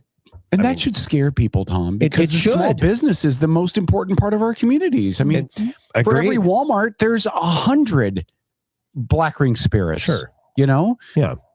There's only one Black Ring Spirits. Don't let him fool you. But I mean, for every Walmart, there's a small individual or family-owned business that's trying to compete. Yes, we know what you mean, Kevin. Paul, I'm so trying not to swear, man. I swear, I'm working change so that Facebook hard. status yet? So hard. All right. Here's the thing we have to talk about before we end the show. Yes. So this whole Daryl Dogs thing floated around for a long time. Pedophile. I said accused. And I'm just going to get the facts out really quick. Get the facts out. Go.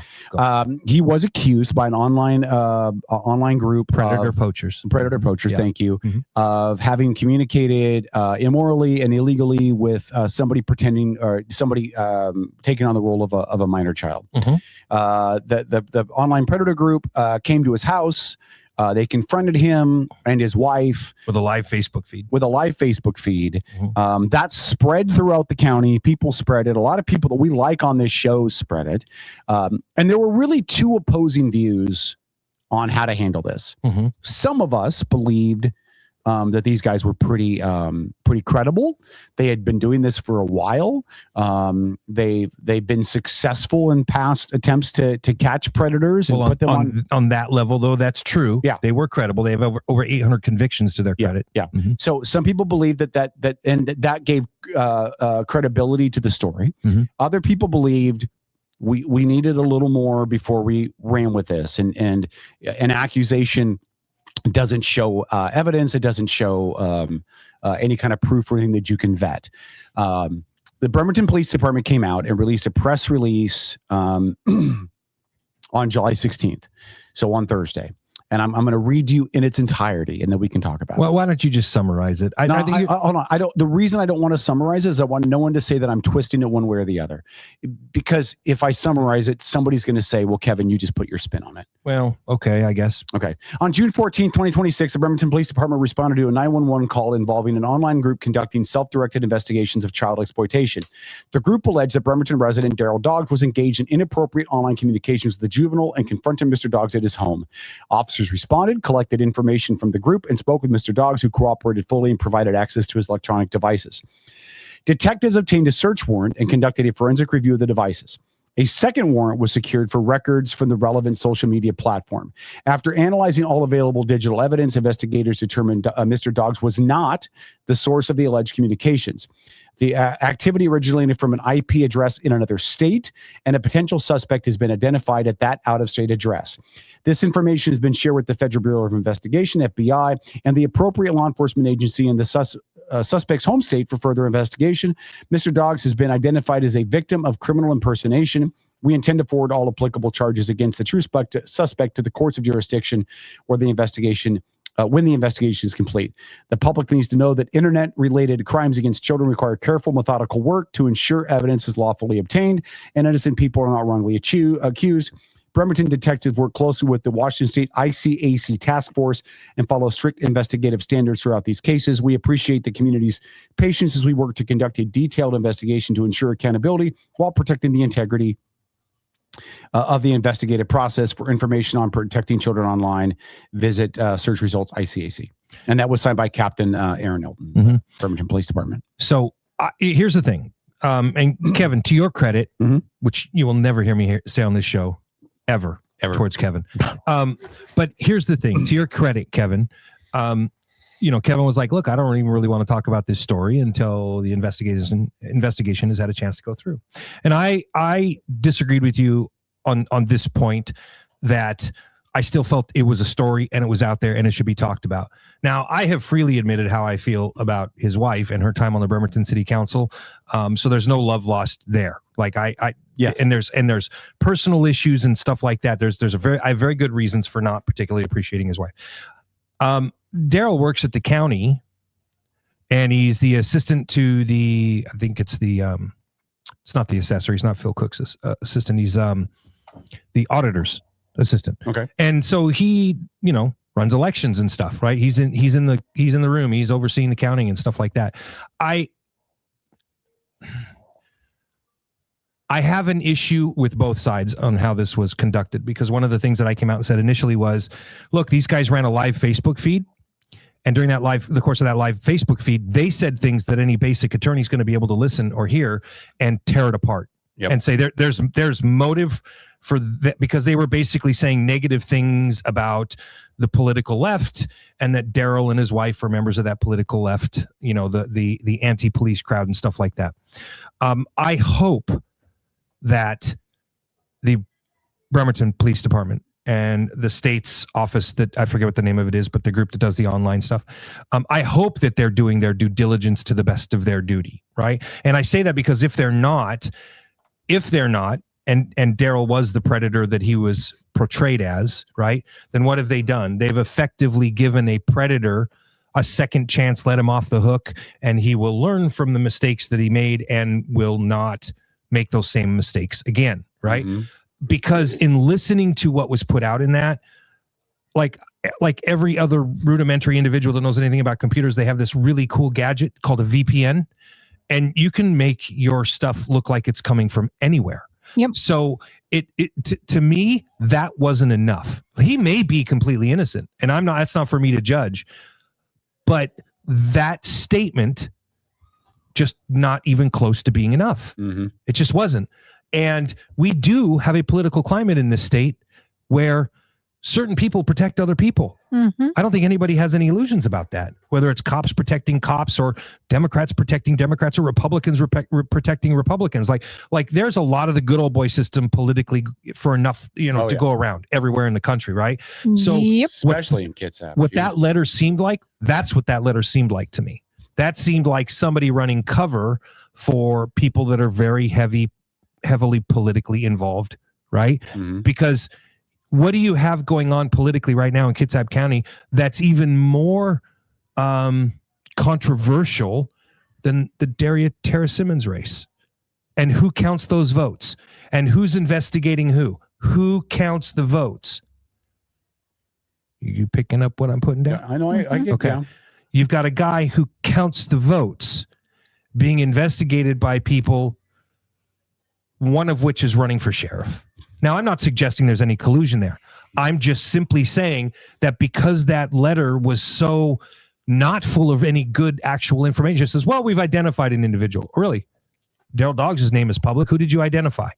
What's the process? Are you going to tell the people this person's name at some point? Like when it comes to child predators, I think we have to be much more vigilant, because I think in the age of the internet, we're finding out they're a lot more prevalent than we thought. Oh, yeah. Right. And the last thing any of us wants to see is one of them get away with it, because they're going to do it again.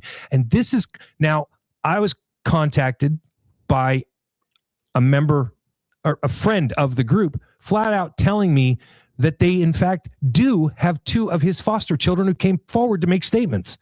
Okay. That being said, I'm sorry, if that's the case, how are you telling me that this is linked to somebody in another state? Again, easily explainable, VPNs. But you've got 2 foster kids that have come forward. Now, but have they come forward publicly though? I mean, you're hearing they made statements. They've made statements to predator poachers. But hold on.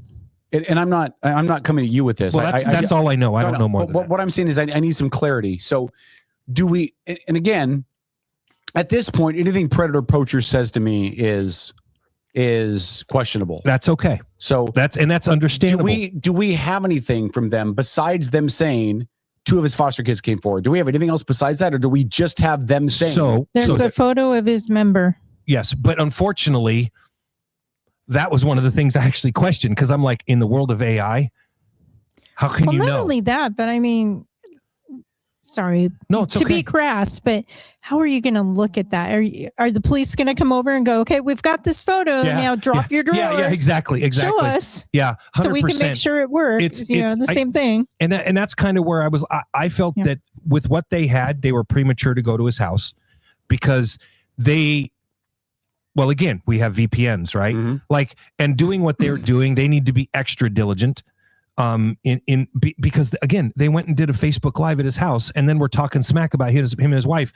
And as much as I dislike his wife, I was very adamant. Within an hour, I messaged a mutual friend that I have with them and was like, dude, they're on there talking about how his wife is defending him, and all she did was say, I mean, she did what any wife would do. Yeah. Who are you people, and why are you at my door? Close the door, right? Like she did nothing to indicate that she had anything to do with any of it. And I don't want to defend her, but that's the honorable thing to do, because she didn't do what they were accusing her of. Right. So you are completely within the realm of reality by saying, I take what they say as suspect. I get it. I don't disagree with that.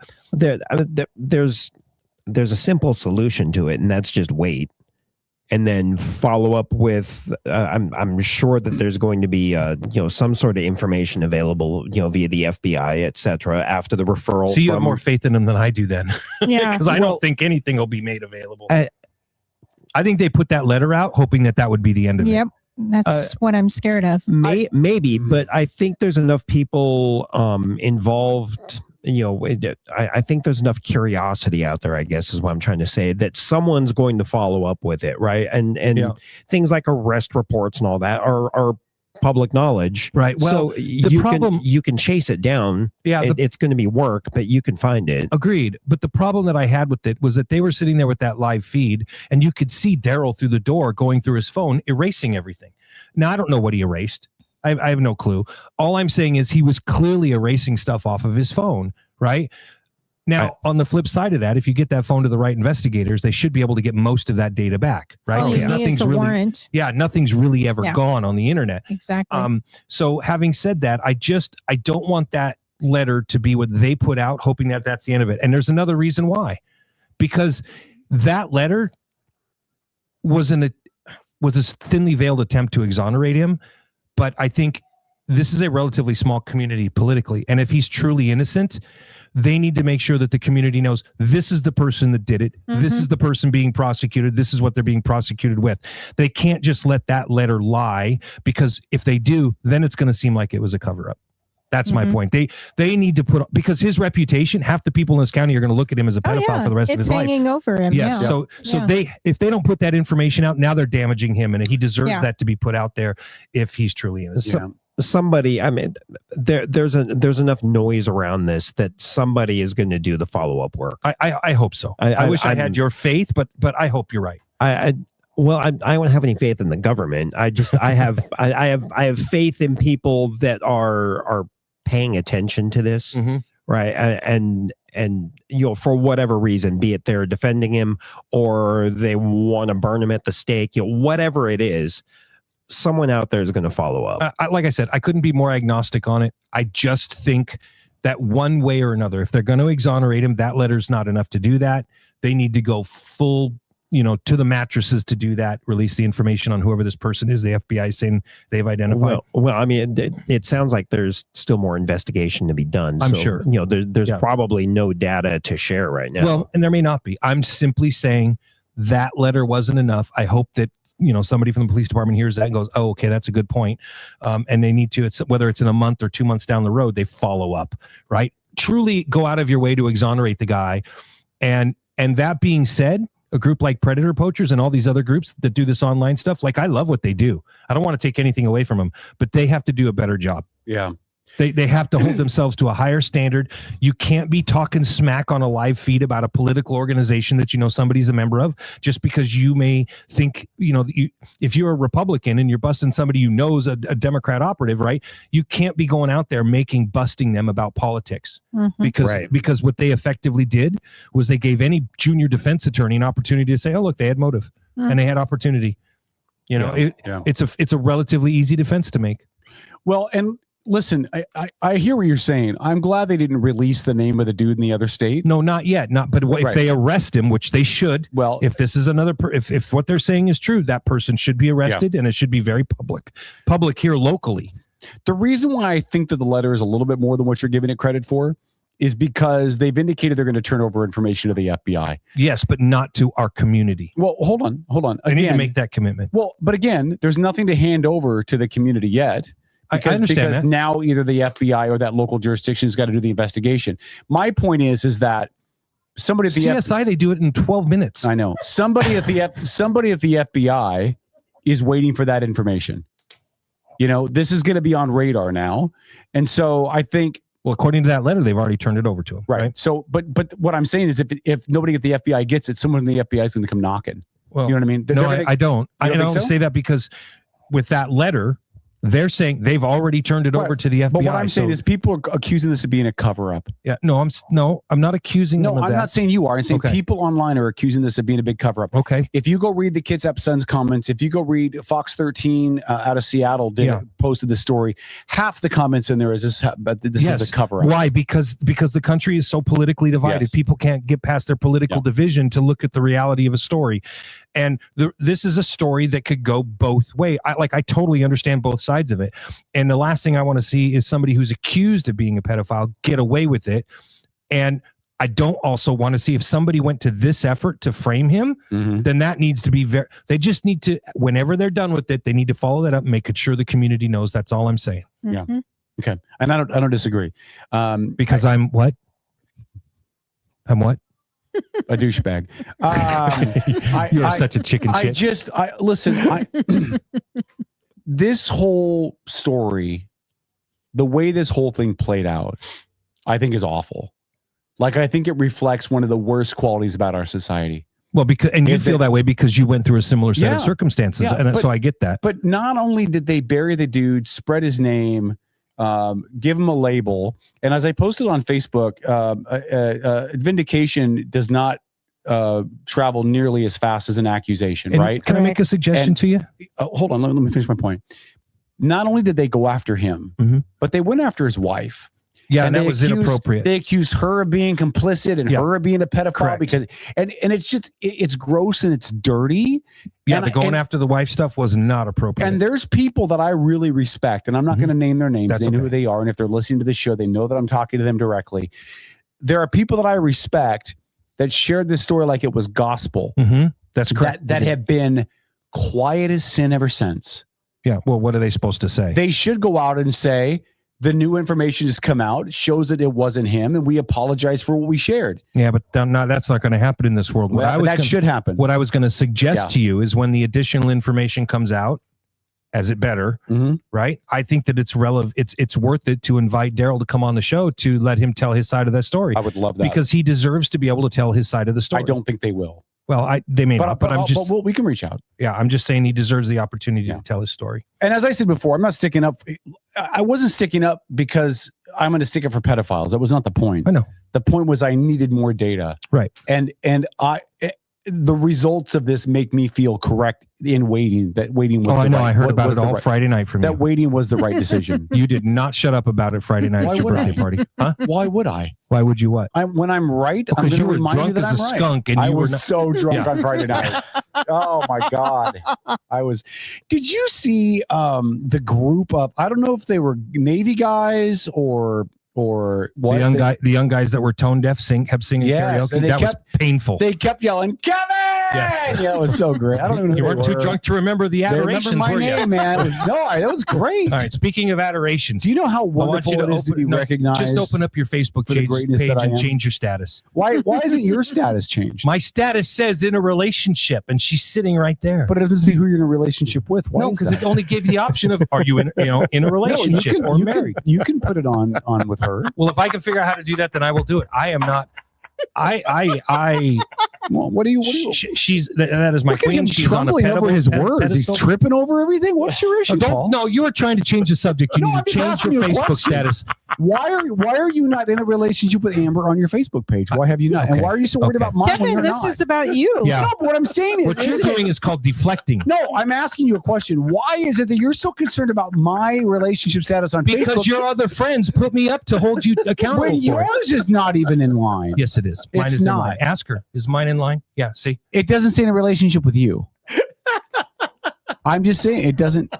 You know, but nobody else knows. Oh my goodness gracious! I'm just saying. So stop changing the When am subject. when am I Turn going to your appreciate Facebook your page wedding? on? When is that and going to change happen? your relationship status? What are you saying, Amber? These two yo-yos are arguing over when a am I gonna Facebook appreciate your posting like wedding? high Right? school girls. I know, right? Paul, I'll make you a deal. I'll make you a deal, Paul. I'm going to call your bluff. I'll make you a deal. You're going to call When What the hell you're am I bluffing about? when your Facebook page says in a relationship with Amber, I will change mine. Paul, give me your Can you change it for password me? and I'll change it for you. There you go. I'll give it to you right now. Okay, I'm going to look for it. And You can't change it. hold on. I'm going to give. If Lori knows how to do it, I'm going to change it right All now. right, for while Lori. you look at that, do we have anything else to touch on before we wrap the show tonight? Yes, you changing your Facebook status. Well, but can we multitask at the same time though? Like, can we? Yes. cover How other many stuff while that more happens? times do you think Trump is going to end the war and then start it again? Oh my God! Listen, that guy. Listen. I'm telling you, he's going for a war. Most wars started in a 6-month period. Listen. An idiot. There are some things he's done that I think are smart. Yeah, I like some of the things that he's done that are smart are being outnumbered by the things that he's done that are just dumb as hell. I know. The reflecting pool nonsense. And you and I voted for him. Yes, the reflecting pool nonsense. I did not. The reflecting pool nonsense should have never happened. Iran should have never happened because clearly this administration did not have a plan. And Iran, for whatever they are, they're smart as shit because they're like, well, you know what? We just need to hold out because the midterms are coming. He can't advance this before the midterms. He's going to want to get out of this before the midterms to save his party. Iran is completely intelligent. Now, Iran better figure something out before November, because once the midterms are passed, then Trump's going to be like, it doesn't matter now. I can send in ground troops and nobody's going to care. It's not going to hurt me. Let me give you a history lesson. I think Daria would appreciate. Yeah. So he was talking about his name being after King Darius, right? Well, he was defeated by Alexander the Great, and he escaped and fled the battle, right? But it was just him and a small retinue of his people. They chased him across the desert for a whole long time, captured his wife, everything, took his capital city. I mean, it was crazy. I mean, I kind of see Iran doing that right now. They're just the things that they're doing. It's like mosquito bites. Yeah. They did take out a couple of U.S. service members, and I was kind of laughing when I read the headline. It's like they crossed a red line. Wait, a red line? They crossed a red line because they're in a conflict with us, and they killed a couple of soldiers. It was the dumbest headline I'd seen. I was just like that. There's no way that was suddenly a red line. Like no, trust me, there were ones a lot worse. Yeah. Really quick, Robert says still unexplained how his dick, meaning dogs, Daryl Dogs, got on the internet and made available to the predator poachers. I haven't seen the photo. Do we know it's his privates? No, does it show his privates and his face? No. That's the thing. Was the picture did not? It was just a D-pic. Then Robert, I'm just curious how you're so confident that's a picture of his privates. Like, how do you know? Well, maybe he's gone to the YMCA once or twice. I'm not trying to pick on Robert. I'm asking the question, though. You sound 100% convinced that's a picture of his privates. Well, then how do you know that if it doesn't show him in it? How do you know? That's the problem with this story. People are grabbing onto things that have no verifiable proof, that nobody knows, that they're relying on somebody else telling them something is true. And everything Predator Poacher said about this, at least up till now, has been proven to be bullshit. No.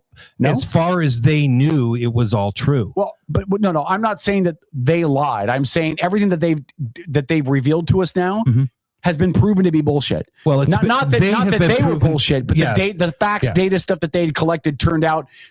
I'm not accusing them of anything. I don't know the background. Local and state authorities are saying the information that they gathered was incorrect because it was the wrong somehow IP, the IPN or whatever.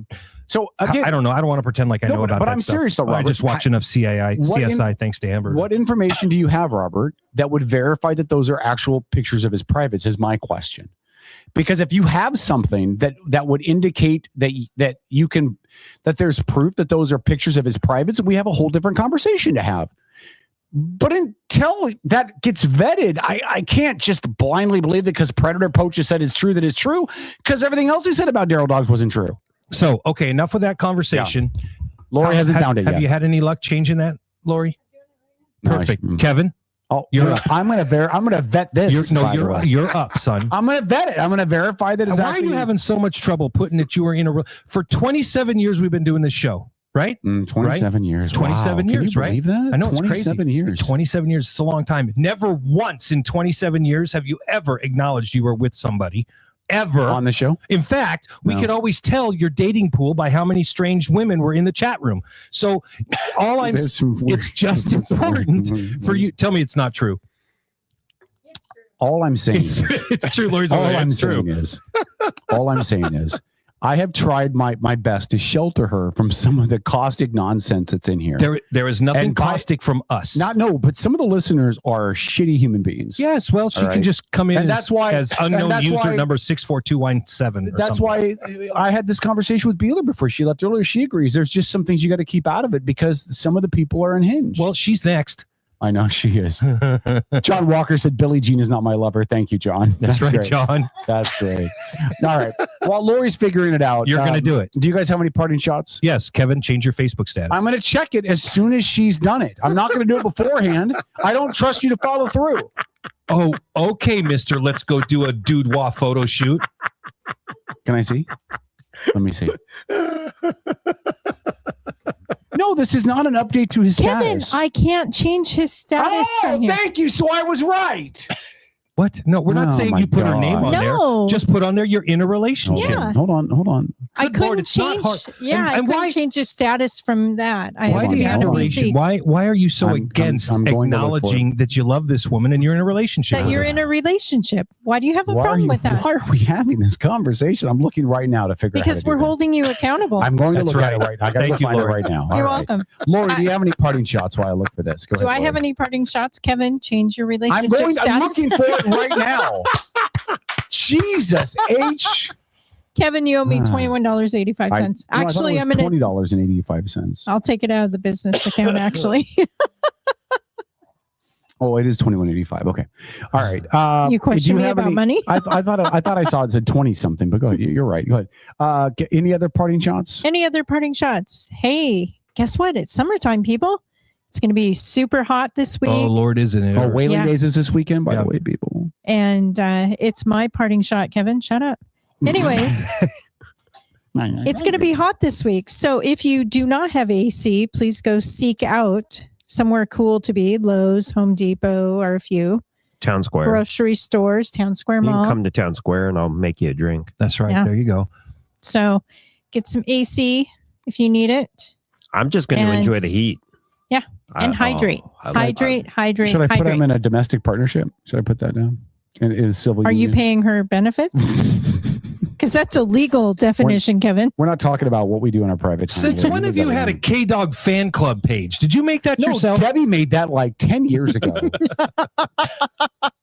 Anyways, have a great week, everybody. Enjoy life. Work your hours that you have to work and then play. Anything else? That's it. All right, That's you're all awesome. I got. Tom, parting shots, my friend. Actually, Amber, do you have any parting shots? Anything you want to say?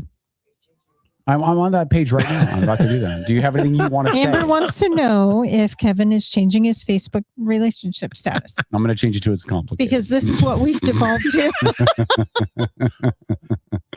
Still says single. I'm on the page now. Do you have any parting shots, Amber? No. All right, Tom, parting Kevin, shots. you work on computers all day long. It shouldn't have taken you this long. I didn't know where to go on the profile. He's intentionally delaying it. His fingers aren't on the keyboard. All right, all right. There we go. Tom, go ahead, sir. The table is yours. I don't really have a part of. You know what? I am looking forward to tomorrow. Mm-hmm.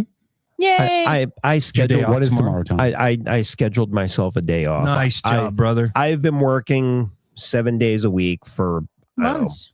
probably Since the Moby Dick was last a minnow. 6 or 8 months. And by the way, people, just in case you don't understand Tom's life, Tom has 2 jobs. Tom has the distillery and then he has his construction job. Yeah. So That's true. Tom is busy Tom's busy. 7 days a week. I work somewhere between 90 and 100 hours a week. Yep. Yeah. I'm so looking forward to tomorrow. Yay. That is all. That is all. Yeah. Woohoo.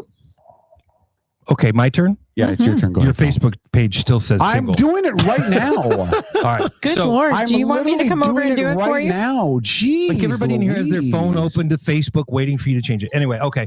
So, Oh my God. Do you have a kinda- mouse in your pocket? What? You said everybody. Oh, Yeah, Tom doesn't. I don't You know, care what Tom his doesn't Facebook care. says. I fucking don't libertarians, care. man. I They're don't care always what his ripping on you Facebook about something. page It says it's says. saving as we speak. There we go. All right. So I kind of kept this under wraps until the money was deposited and all that stuff. But we've got a new venture that we're starting. I start training for it tomorrow. So Gigolo. I will. Still says single. You Go have to refresh it. refresh your page now. And anyway, so now we will be working with. He It did says in a relationship. want to bet that he changes it when he gets home. And listen, that's all Anna deserves. Right? That's it. Paul. She just deserved you saying Bennett, that. go ahead. All right. So we started this new venture. I start training tomorrow. We will be doing funding for real estate investors. If people have an opportunity to partner with me, we can do 100% funding on the cost of the purchase price, as well as the cost of the repairs and closing costs. And Yeah, so that's really cool, and that because we're implementing a new family business where we're doing what we call the scrape and flip method, which is where we go buy old mobile homes on property, tear the mobile home down, the old one that's not worth fixing up. Scrape and flip as opposed to what Paul used to do with girls he met when he was in the army. But go ahead, Paul. No, it was a strip Oh club. my God. So anyway, and then we're taking Kevin.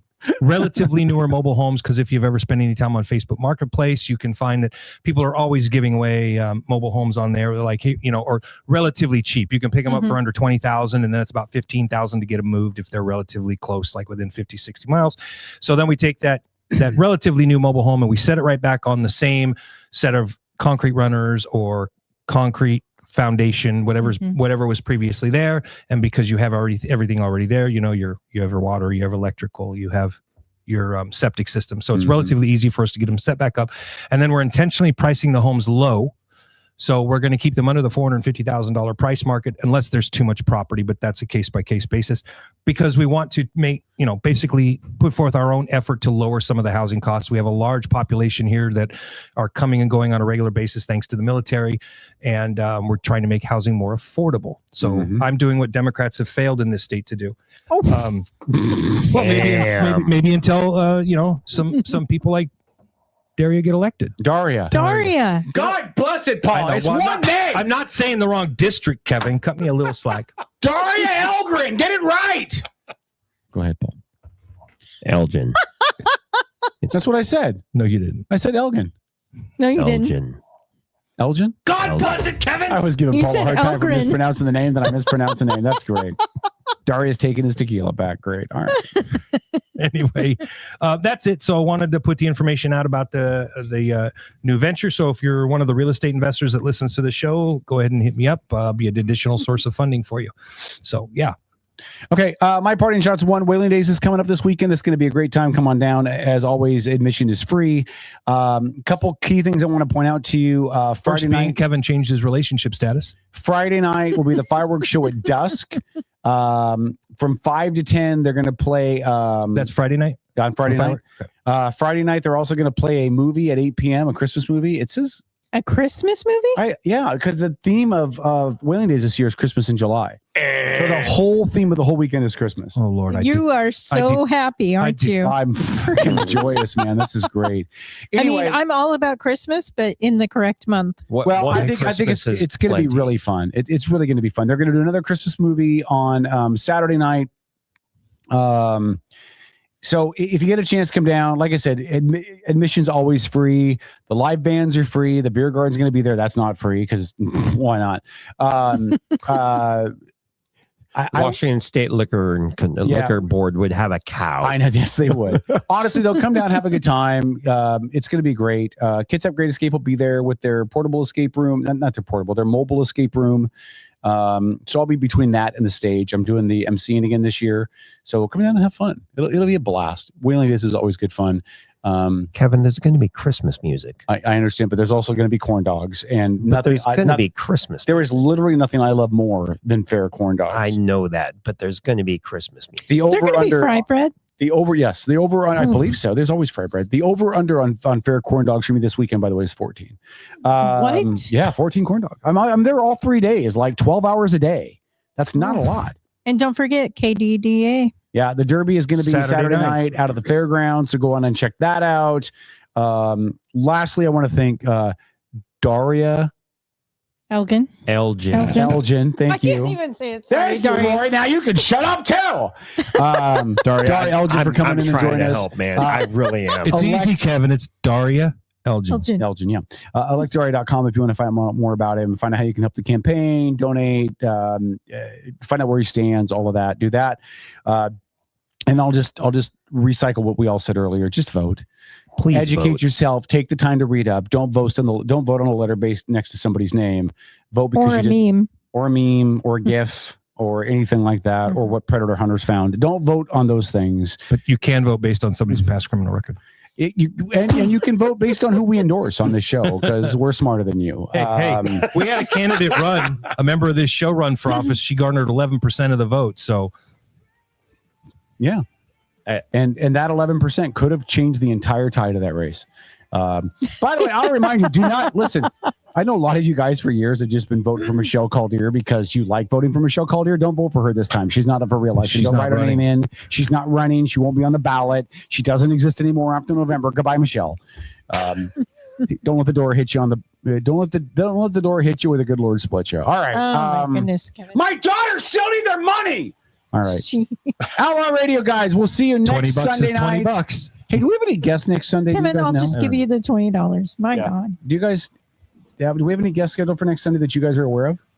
Next Sunday? Not that I'm aware of. I would have to look in our I don't chat. think we do either. I don't know, but probably not a discussion while we're on air. Can I? Well, if we had a guest, I wanted to promote that there was going to be a guest on next week. So I thought if you were like, oh yeah, we have this person on next week, I'd throw that out there so people knew.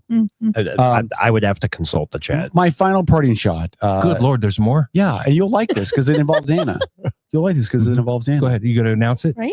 We Some of announce us have to get up at 4:30. We booked tickets to go on a group friend cruise next April. So clearly, I'm planning to keep her around for April. We're going to go to Honduras and Belize and Mexico. Nice. I have heard Belize is amazing. That's all you're going to say. We booked a cruise. It's a friend cruise. all It's you're like gonna a group of friends are going.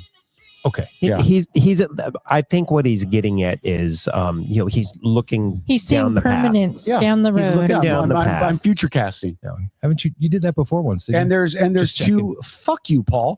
And there's two Sundays I'm going to miss the show because I'll be off the coast of Central America. So suck it up, Buttercup. Nice. Now, now, I mean, just I'm not trying to be a dick, but I did go down to L.A. with a buddy of mine because he had bought plane tickets and all that stuff to go down and see the Seahawks play the Rams. The Rams, yeah. And, Who won the and game? The Rams. Yeah, yeah. bastards. But he and his lady split up, so he ended up taking me because tickets. So and, do not yeah. make cheap cruise tickets available to me. By the way, I won't be here next Sunday. You will not be? I will not What are be. you doing? What you got going on? Watching the baby Munchkin. Oh, outstanding. That's a good way to Very spend cool. a Sunday. All right. Yeah, because there's a proposal, hopefully. Oh, nice. Hope they're not listening to the show and you just gave it away. If They don't Daria listen was to the going, show. If Daria was going to the Apple Cup and the Cougars were playing the Huskies, Daria, no. who would Daria vote for? Would Daria root for the Huskies or would Daria root for the Cougars? He's going to be neutral. That's a smart man What'd he running say? for office right there. He'll be neutral. Neutral. Good choice. Whatever. All right, good night, everybody. We love you. This is the Outlaw Radio Network, again brought to you by Destination Highway 420, Black Ring Spirits, Kitsap Great Escape, Evergreen Grace Cleaning, Kitsap Paintball Park, shoot your boss in the nards for fun, Admin a la carte. Admin a la carte, and Das ist alles gut, ja. good night, everybody. Outlaw Good Radio. night.